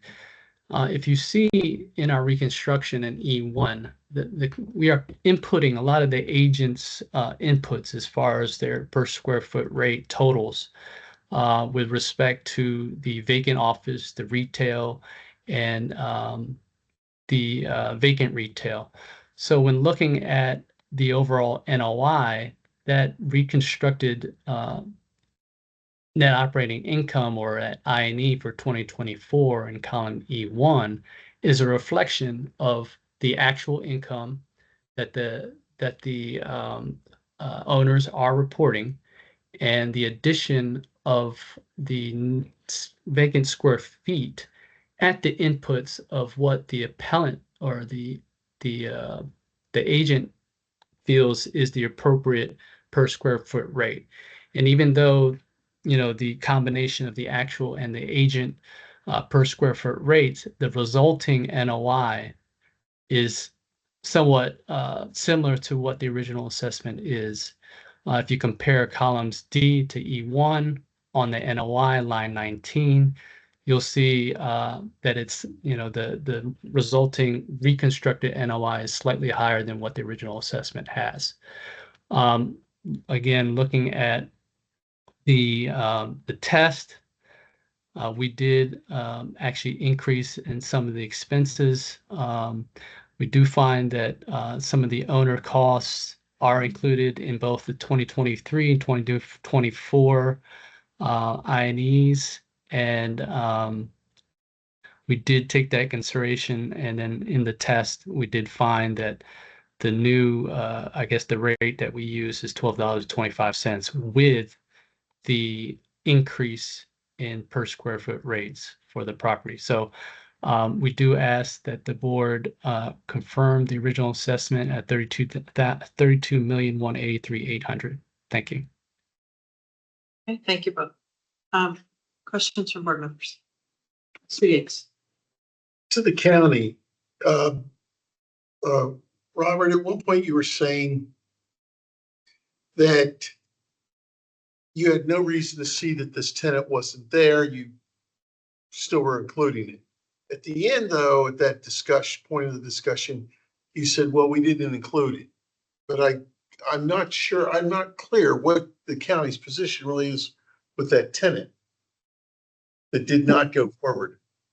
To clarify, we didn't include it as far as the total vacancy of the property.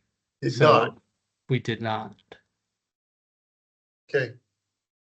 Although it wasn't there. Okay. Okay, Mr. Mendez?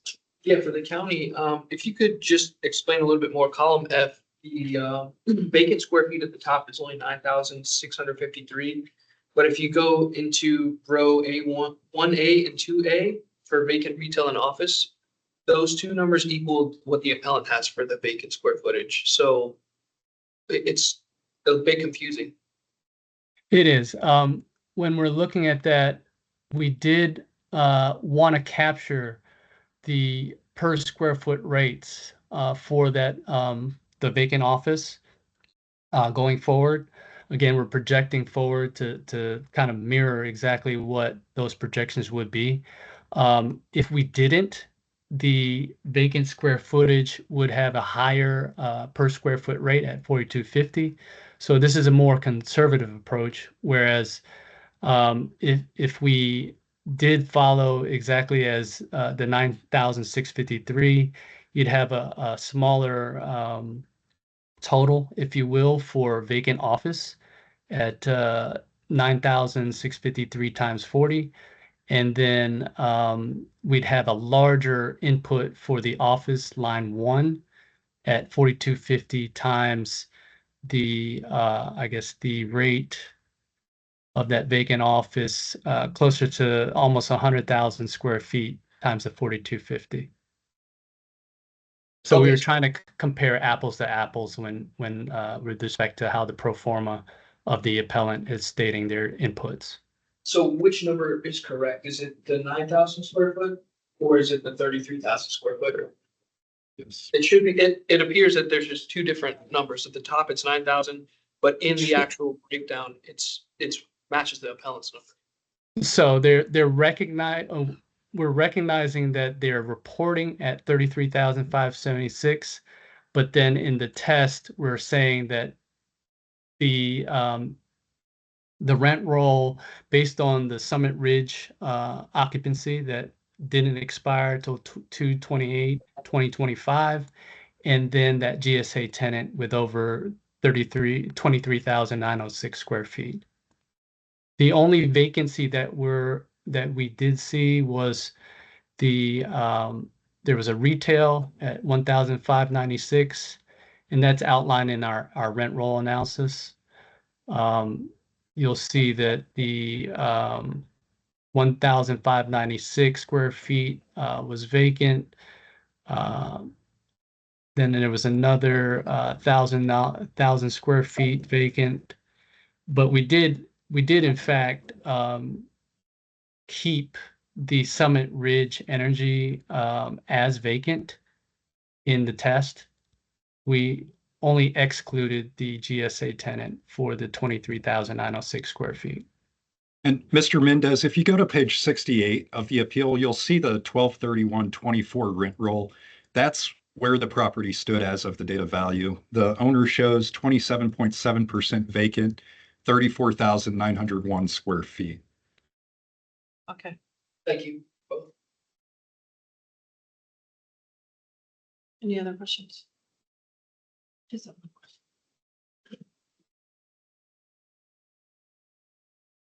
Let's see. Okay, I just have one question for Mr. Peralta, I just want to make sure I didn't miss it in the testimony. So in the original assessment, you used 13% vacancy, but in the test, you only used 8%. Correct. Why was the reason for that decrease? The decrease was a reflection of not counting the GSA tenancy at 23,906 square feet vacant and only counting the 8,074 square feet plus the Vita Bowls vacancy. So if you turn to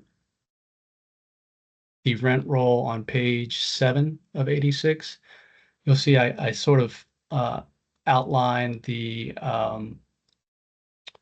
or highlighted the tenants that are in play in question. So the GSA that wasn't listed in 1501 rent roll, which I asked the questions, direct questions with respect to, what tenant, what floors or what suites were included, or did they move into the other building? And then the Summit Ridge Energy LLC that expired in February 28, 2025. That was inadvertently included in the original assessment as vacant, but that wasn't the case with respect to another, I guess, tenancy as well. So when you add up all the vacancy for as of 1/1, we did find that only 8% should have been included for the vacancy of this property. Any final questions? Okay, Mr. Peralta, if you take a minute to wrap up. Yes, again, the sister property at 1501 Wilson was reduced at a rate of $4,250 for the in-place rents, at $40 for the vacant rents, and utilized a $12.25 expense rate, which the test is capturing. So we do feel that that test, although higher, does support the original assessment at $32,183,800. Thank you. Thank you. Mr. Harmon, if you take a minute to wrap up, sir. Yes, thank you. So vacancy is the issue. Page 68 has the owner's certified rent roll as the property stood on 12/31/24, showing 27.7% vacancy. That is how the property existed.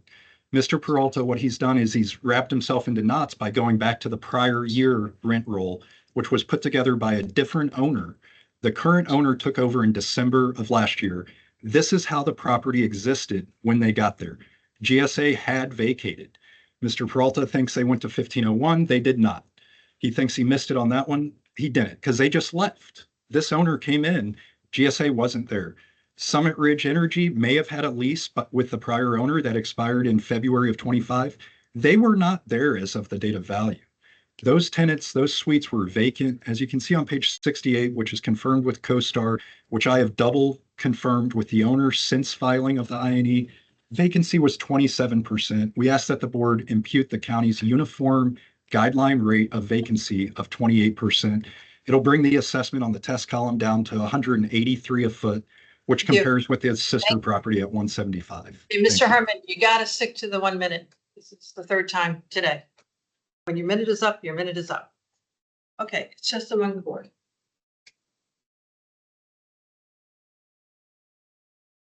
I'm agreeing with him. I got it. What do you got? As I'm agreeing with the plan. I think it should be 28%. Apply that to the test column. What'd you get? 22,681,600. What it is. Yeah, I took the of the original at the 13%. I'm not saying I disagree with the 28, but on that, what I just did is I increased expenses to 1225 a square foot, which is $1,493,000, which is more in line with where they've been, and that gets out at $30,604,900. But I got the issue of the vacancy. Where are you? And I was thinking the same way that you're going. After 20, that's really a big drop. A big drop, but it's It's in line with the methodology. that what we it got. is. I did not play with the expenses, although I see that, but in light of what the vacancy should have been, and the county didn't really check. But the vacancy is the adjustment.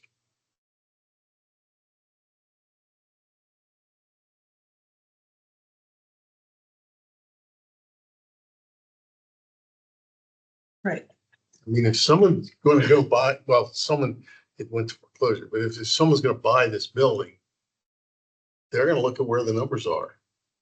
And they would probably adjust it along with expenses too, but it's what it is. Right. My only concern is if you look at the original assessment, you got 643,000, which is more than 2023. It's more than 2024.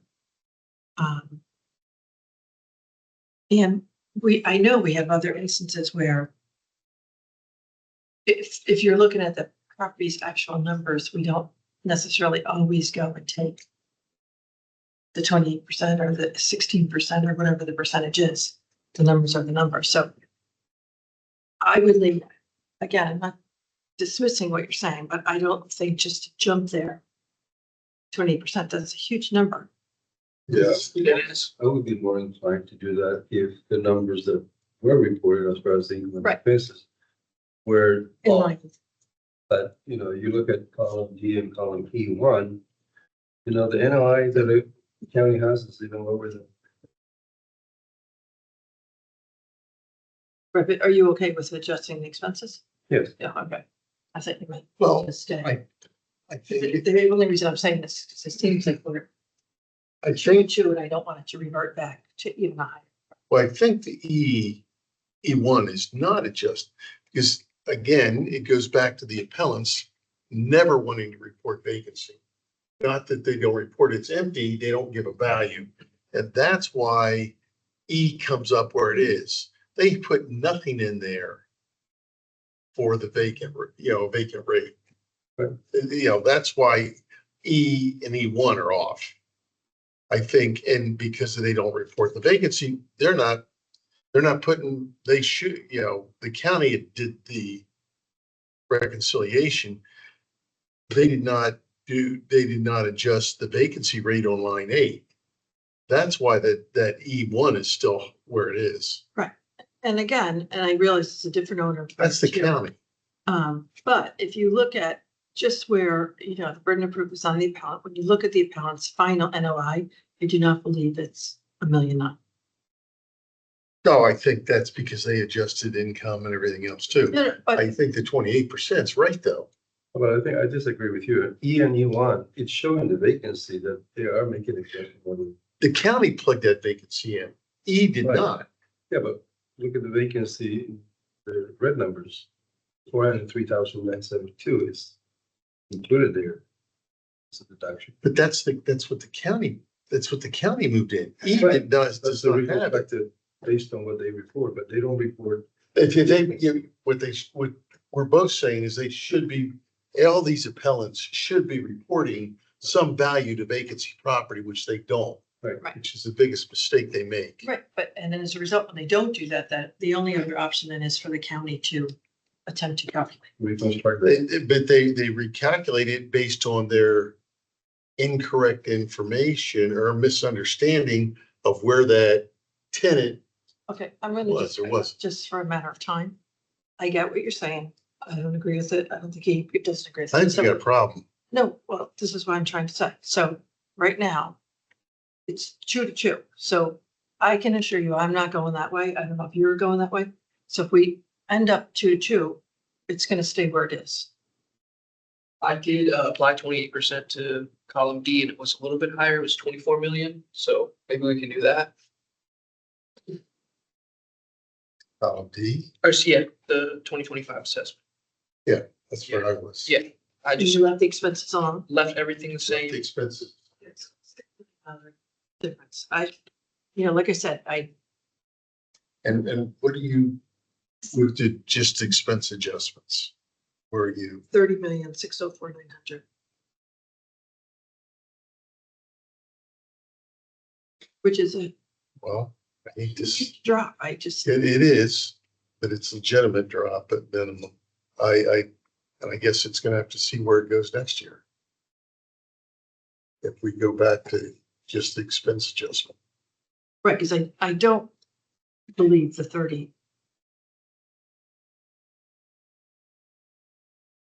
The 32 million is correct. Would you adjust the expenses any further?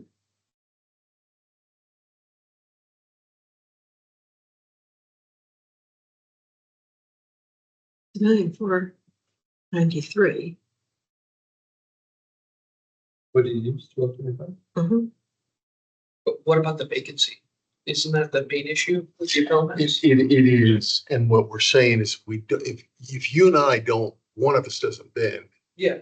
we're, It's gonna They're come back. screwed, Yeah, I period. understand, yeah, I understand. Right, my only concern is, let's see where vacancy is next year and we adjust the expenses and give a healthy adjustment to the expenses. I just look at, because they don't account for the vacancy, That's, the only option is that the county has to do it for them. and the county did it based on misinformation, but they did. And that's how they came up with E. And D is more than their E. D is more than their F. And ironically, it's more than the previous owners had at B and C. But it is work, it has gone that direction. Yep. Yeah. And I agree with you, but I mean, just to then say, okay, then I'm I gonna guess- put it at a standard 28%. And you went 1275. Another quarter isn't gonna make much difference. I, Okay, let me see. 2, 3, 5. I mean, I could go a little bit higher on that. Could you go a little bit higher? To adjust? Sure. yeah, it's just, begin next year, we're gonna see where it really is. It's wrong, but, I just sort of feel like we're picking and choosing where well, we have to. if the county, per their methodology, they're past 23%, so, theoretically should be. We're 2 to 2. 2 to 2, If yeah. a fifth body sitting here, we'd be different. Where's Greg? We need him. What would Greg say? Yeah, I know where it's at. We know.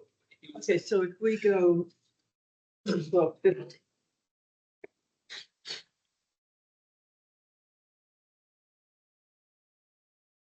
No, I don't mean to laugh at this, it is serious. It is very serious. Just went down.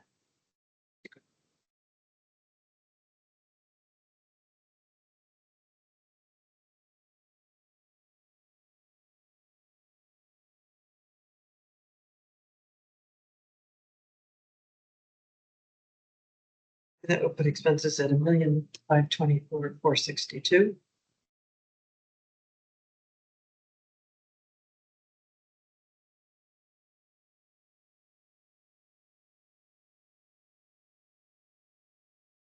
NOI, 3,084,471.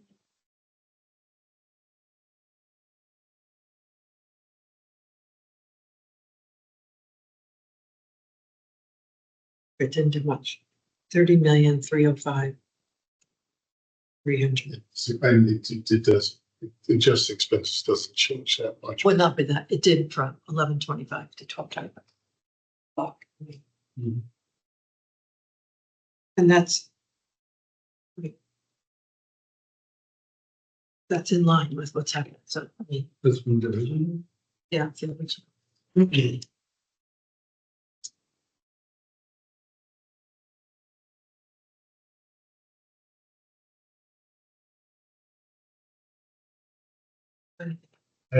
I Tried me from.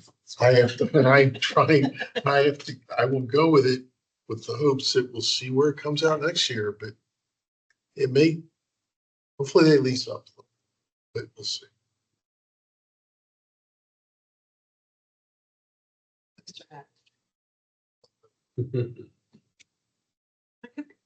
But it seems reasonable. I mean, it's pretty in line. Okay, I came up with 30,728. I think you're using the. Well, it could, because the other total one was square 30 million. Yeah, I used what they used. foot. Okay. All right, so you all right with that Mhm. then? Are you all right? with All that? right. Hold your nose. Good. You do it. You hold it. Sorry. Good. Okay. All right. I'm gonna move to decrease the assessment to 30,305,300, and that's based on the original assessment increase in expenses to $12.50 a square foot. Second, Second. motion and a second by Mr. Fenneranda. All in favor? Aye. Opposed? Are you? You're an aye. Okay. So it's 3-1 without Mr. Mendez. And that's it against it because you wanted it lower, not that you weren't aggressive. Okay. All right, so the assessment is reduced to 30,305,300. And that moves us to the final case, which is RPC 1500907 at 3033 Wilson Boulevard. Armin, you can start with your 8 minutes. Tell us about this property. Yes, thank you. So 3033 Wilson, this is a 1987 office building. It was renovated in 2018. Now, just 6 short years and 1 pandemic after completing those renovations, the owner has determined the best use for the property is not as an office, but as an apartment building. This is illustrative that renovations and spec suite build out does not always result in a return to the owner. To this end, the Arlington County Board approved a redevelopment site plan for this property in May of 2025 that allows up to 312 units of multifamily and 6,700 square feet of ground floor retail. These plans were in place as of the first of the year. The application was filed in July of 2024. Mr. Peralta even testified to that application at the hearing for this property last year. He made the case this is a redevelopment property. So it is widely known by the assessor's office, by the market, by the county, that this property was being planned for redevelopment as of the first of the year.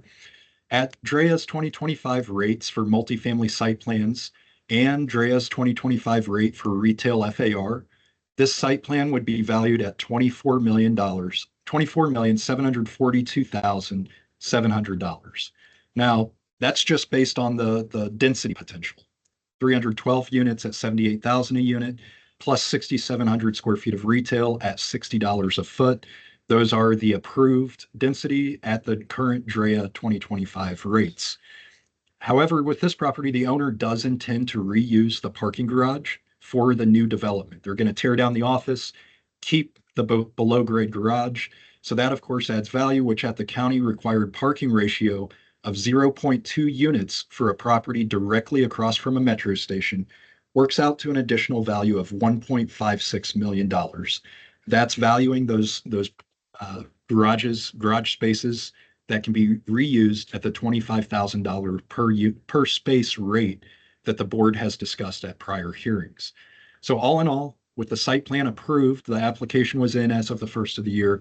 Mr. Peralta testified that it was a redevelopment play as of last year this time. Site plan approved, 312 units, 6,700 square feet of retail, and 0.2 parking ratio. The value of the property, even assuming just imputing DREA's 2025 land rates, which the board is aware we do contest, but even assuming we don't contest them, that value based on the site plan would be $26.3 million. Now, as you can see, the current assessment is about $7 million above that. What that presumes is that as of January 1, 2025, a potential buyer is going to come in and offer the seller a $7 million premium to where what the property would be worth once that pending application is approved. So January 1, 2025, buyer comes in, says, hey, I'll pay you $33.2 million for this property. Then immediately 5 months later, the value drops by $7 million. That's not going to happen. We do know that the DREA has assessed this property as an operating office building, arrived at a value of $33.2 million, which is 21% higher, $7 million higher than the property with the approved site plan in place would be valued at by DREA. So how is this property worth $7 million more as of January 1st, knowing that there's a pending site plan application, knowing that the property has 61% vacancy, and it's operating in a market that's seen 5 straight years of negative net absorption? This illustrates sometimes DREA's model can miss the mark, miss the forest for the trees. We know the owner has determined the market no longer supports the building continuing to be operated as an office building. The owner did try it. They built it out, renovated it in 2018, built spec suites. Mr. Peralta and I inspected it. Decent build out. However, the owner's saying the market just doesn't support it. I can't lease it up and make the numbers work as an office building. It's better off as an apartment building. To that end, they did file the application to rezone it last July, and that was working its way through the approval process. We know that DREA, Mr. Peralta, has testified that redevelopment properties sell for around $100 a foot. Yet we have an assessment that comes in higher than both the site plan, which would value it using DREA's land rates, and higher than DREA's testimony of $100 a foot for redevelopment sites. It certainly appears, this property, again, it's an example of a buyer coming in and paying a $7 million premium 5 months before they know the value is going to drop by $7 million. It's just not going to happen. So if you'd kindly direct your attention to the appeal, that's on page 70 of the DREA memo. You'll see the grounds. Looking at page 70, the first thing I'll point out is the striking decrease in NOI year over year over the past 4 years. This is ultimately what guided the owner's decision to redevelop. From 21 to 22, NOI decreased 15%. 22 to 23, it decreased a further 44%. Then from 23 to 24, decreased another 20%. Over this time frame, NOI at the property decreased 61%. 2024 NOI was just over $2.1 million, which is 70% lower than what the assessment has assumed. NOI continues to decrease because vacancy continues to increase. At the end of 2021, while the owner had just redeveloped it, renovated it, trying to make it work as an office, vacancy was 15%, which increased to 25% as the pandemic and work from home and office downsizing took place. At the end of 2022, it went up from 15 to 25%. Then a year later, at the end of 23, it increased to 48%. That's kind of a oh shoot moment. We're at 48% vacant. It's a newly renovated property. How do we make this work? Finally, we get to the 61% vacancy that we see as of the date of value.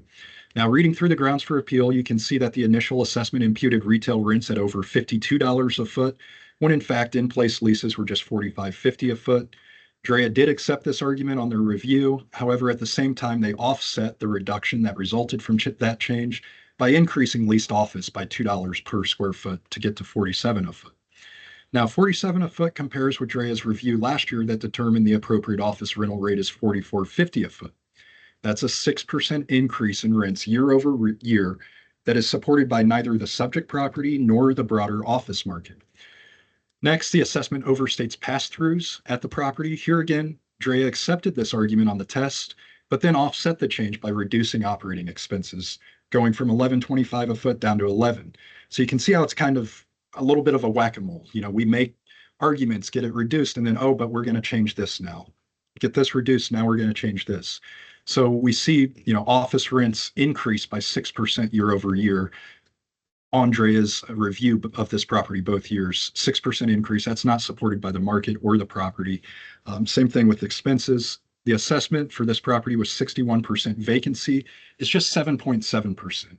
This compares with the CoStar building that was 100% occupied that sold at an 8.12% cap rate. That property was a 2017 build, much better occupancy, yet it also had a higher cap rate. Thank you. Thank you. Mr. Peralta for the county, please. Yes, thank you. As Mr. Harmon stated, this redevelopment wasn't approved until this year, May 2025. So assessing this property on an income approach is appropriate as of 1/1/2025.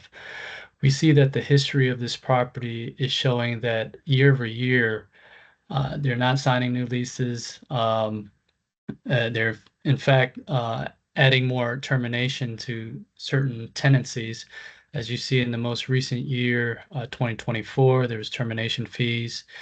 A redevelopment of this nature, of this magnitude, 312 units, which was approved in May, is not something that is done overnight. It takes years and years of planning. You'll see the process as the board has seen. It takes many years to plan. So for the notion that the owners totally like flip script and said, you know what, we can't operate as an office to, operate as an apartment. Again, the history of this property is showing that there was certain intent to redevelop this property.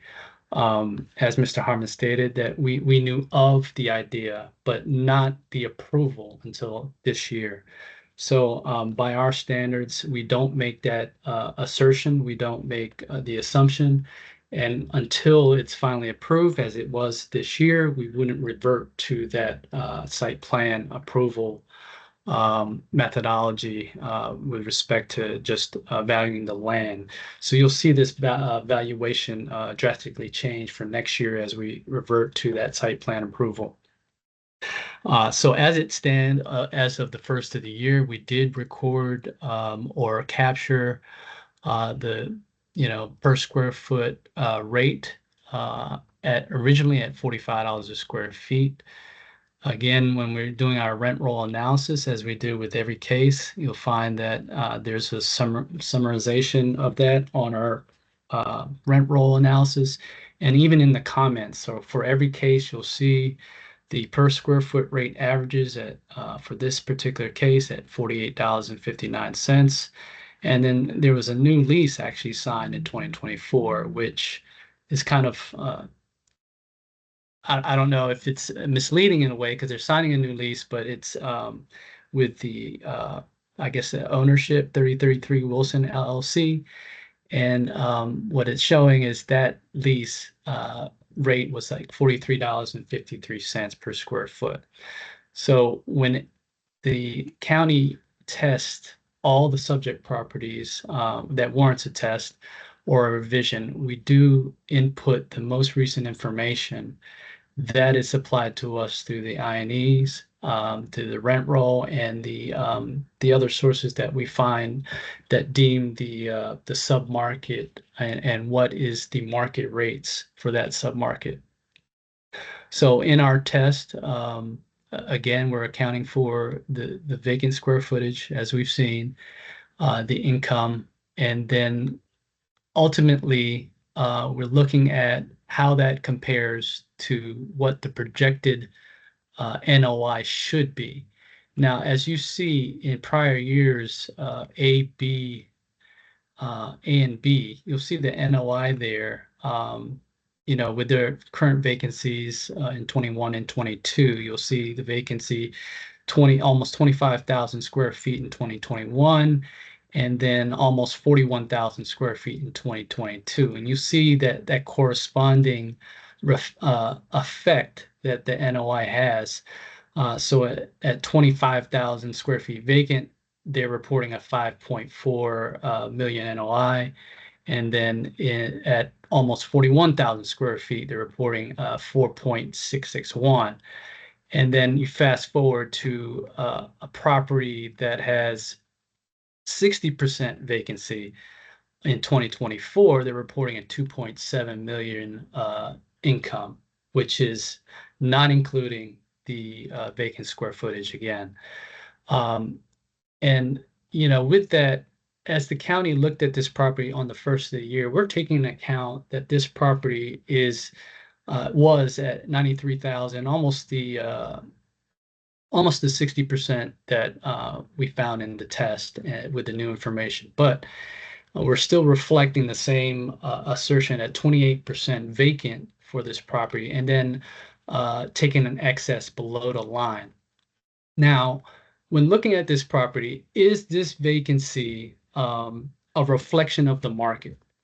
Now you have to ask yourself, is the 60% a reflection of the market, Or is this a owner's decision to empty the building and redevelop, as we say, and as we know now, that there is a redevelopment play for this property? So going back to last year's average vacancy was about 22%.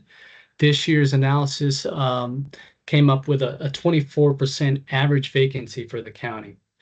We're applying a 28% vacancy for this property, which is an owner's decision to redevelop versus what the market has indicated based on our analysis.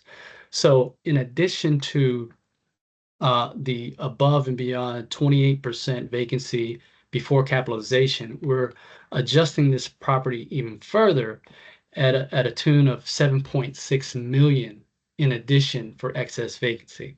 So I guess the question we have to ask ourselves is, would this property rent or lease up had the owners had the notion to actually operate this property as an office versus redevelop it? So we err on the side of caution when trying to estimate or assume that this property would be approved. So we did apply an income approach to this property. The resulting value on the test still supported the original value at 33,205,700. And that's, that again, that test inputs all the new factors that are apparent in the rent roll and supported by the rent roll. So we do ask that the board confirm this case based on the information that I provided. In addition, this property, due to the valuation and the cap rate changes, we did decrease this property 20.51% from year over year. So with that, we are open for questions. Thank you. Thank you both. Questions from board members? Well, just Mr. a Yates? minor clarification. Jordan, when was this property approved for redevelopment? The application was July of 24. The approval was May of 25. May of 25. So I Any other thought. questions, Mr. Mendez? Yeah, for Mr. Harmon. There was a lease signed in 2024. Is the building still being leased up to new tenants, or have they stopped leasing the building altogether? So I believe that was as Mr. Peralta stated, an owner. So probably some management space. I wasn't familiar with what he was saying about the new lease, but if it was a 3033 owner, I assume that would be management space. Okay, so they're not pursuing any new tenants, they're not signing any new leases going No, forward? There are plans to redevelop starting in January of 26. Now that they've got that application approved, so. Okay. All right. Any other questions? Ms. Peralta, if you take a minute to wrap up, please. Yes, thank you. As we've seen, with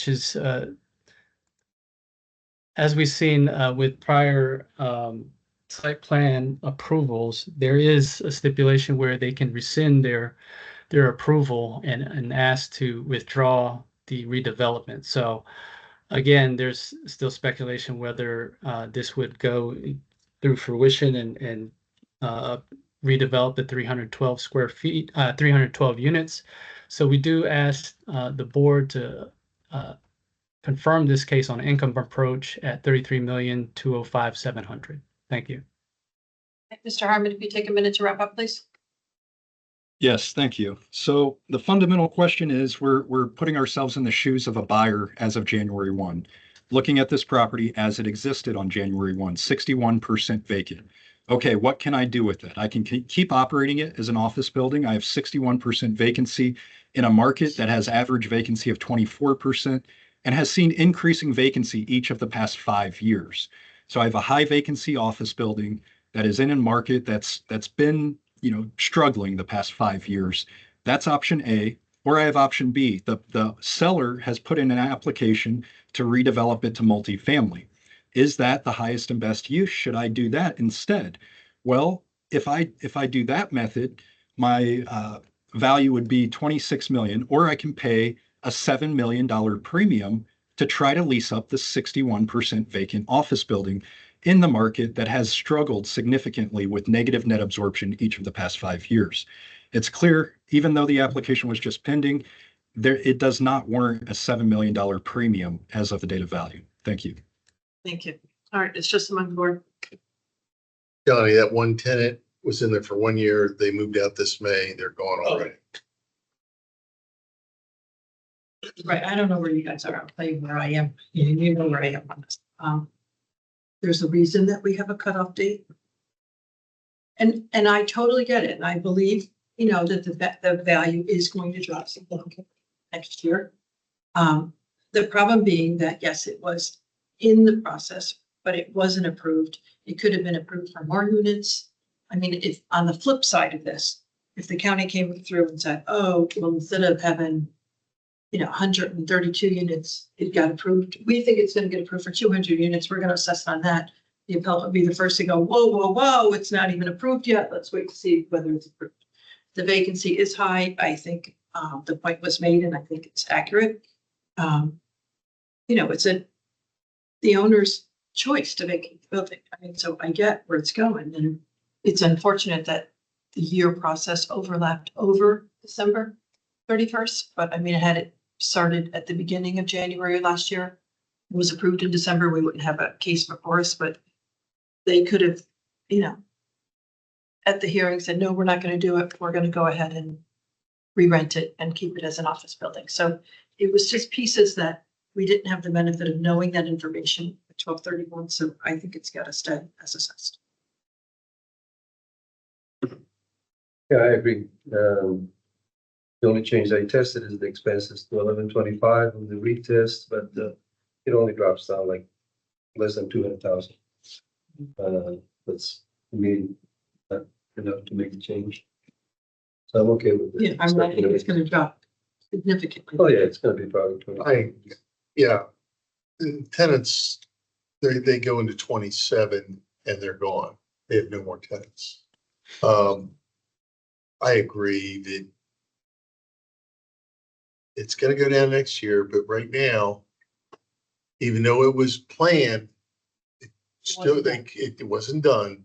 It could have pulled back.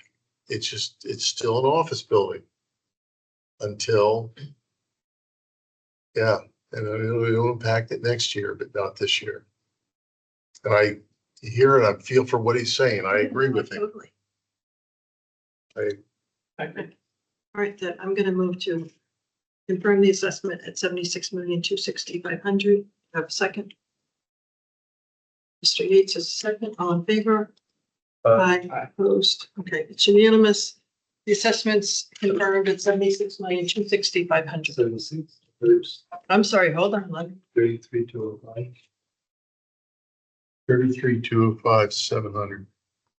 Well, there's $100 difference between the first page and the columns, but I think on the original assessment, it's 33,205, 600. Yeah, I got 76,260, 600 on They one rounded page. $2 off. Okay, so I give it. $100 is sometimes when we have to struggle with the orders. yeah, well, so we're going with the 76,260,500 on page one.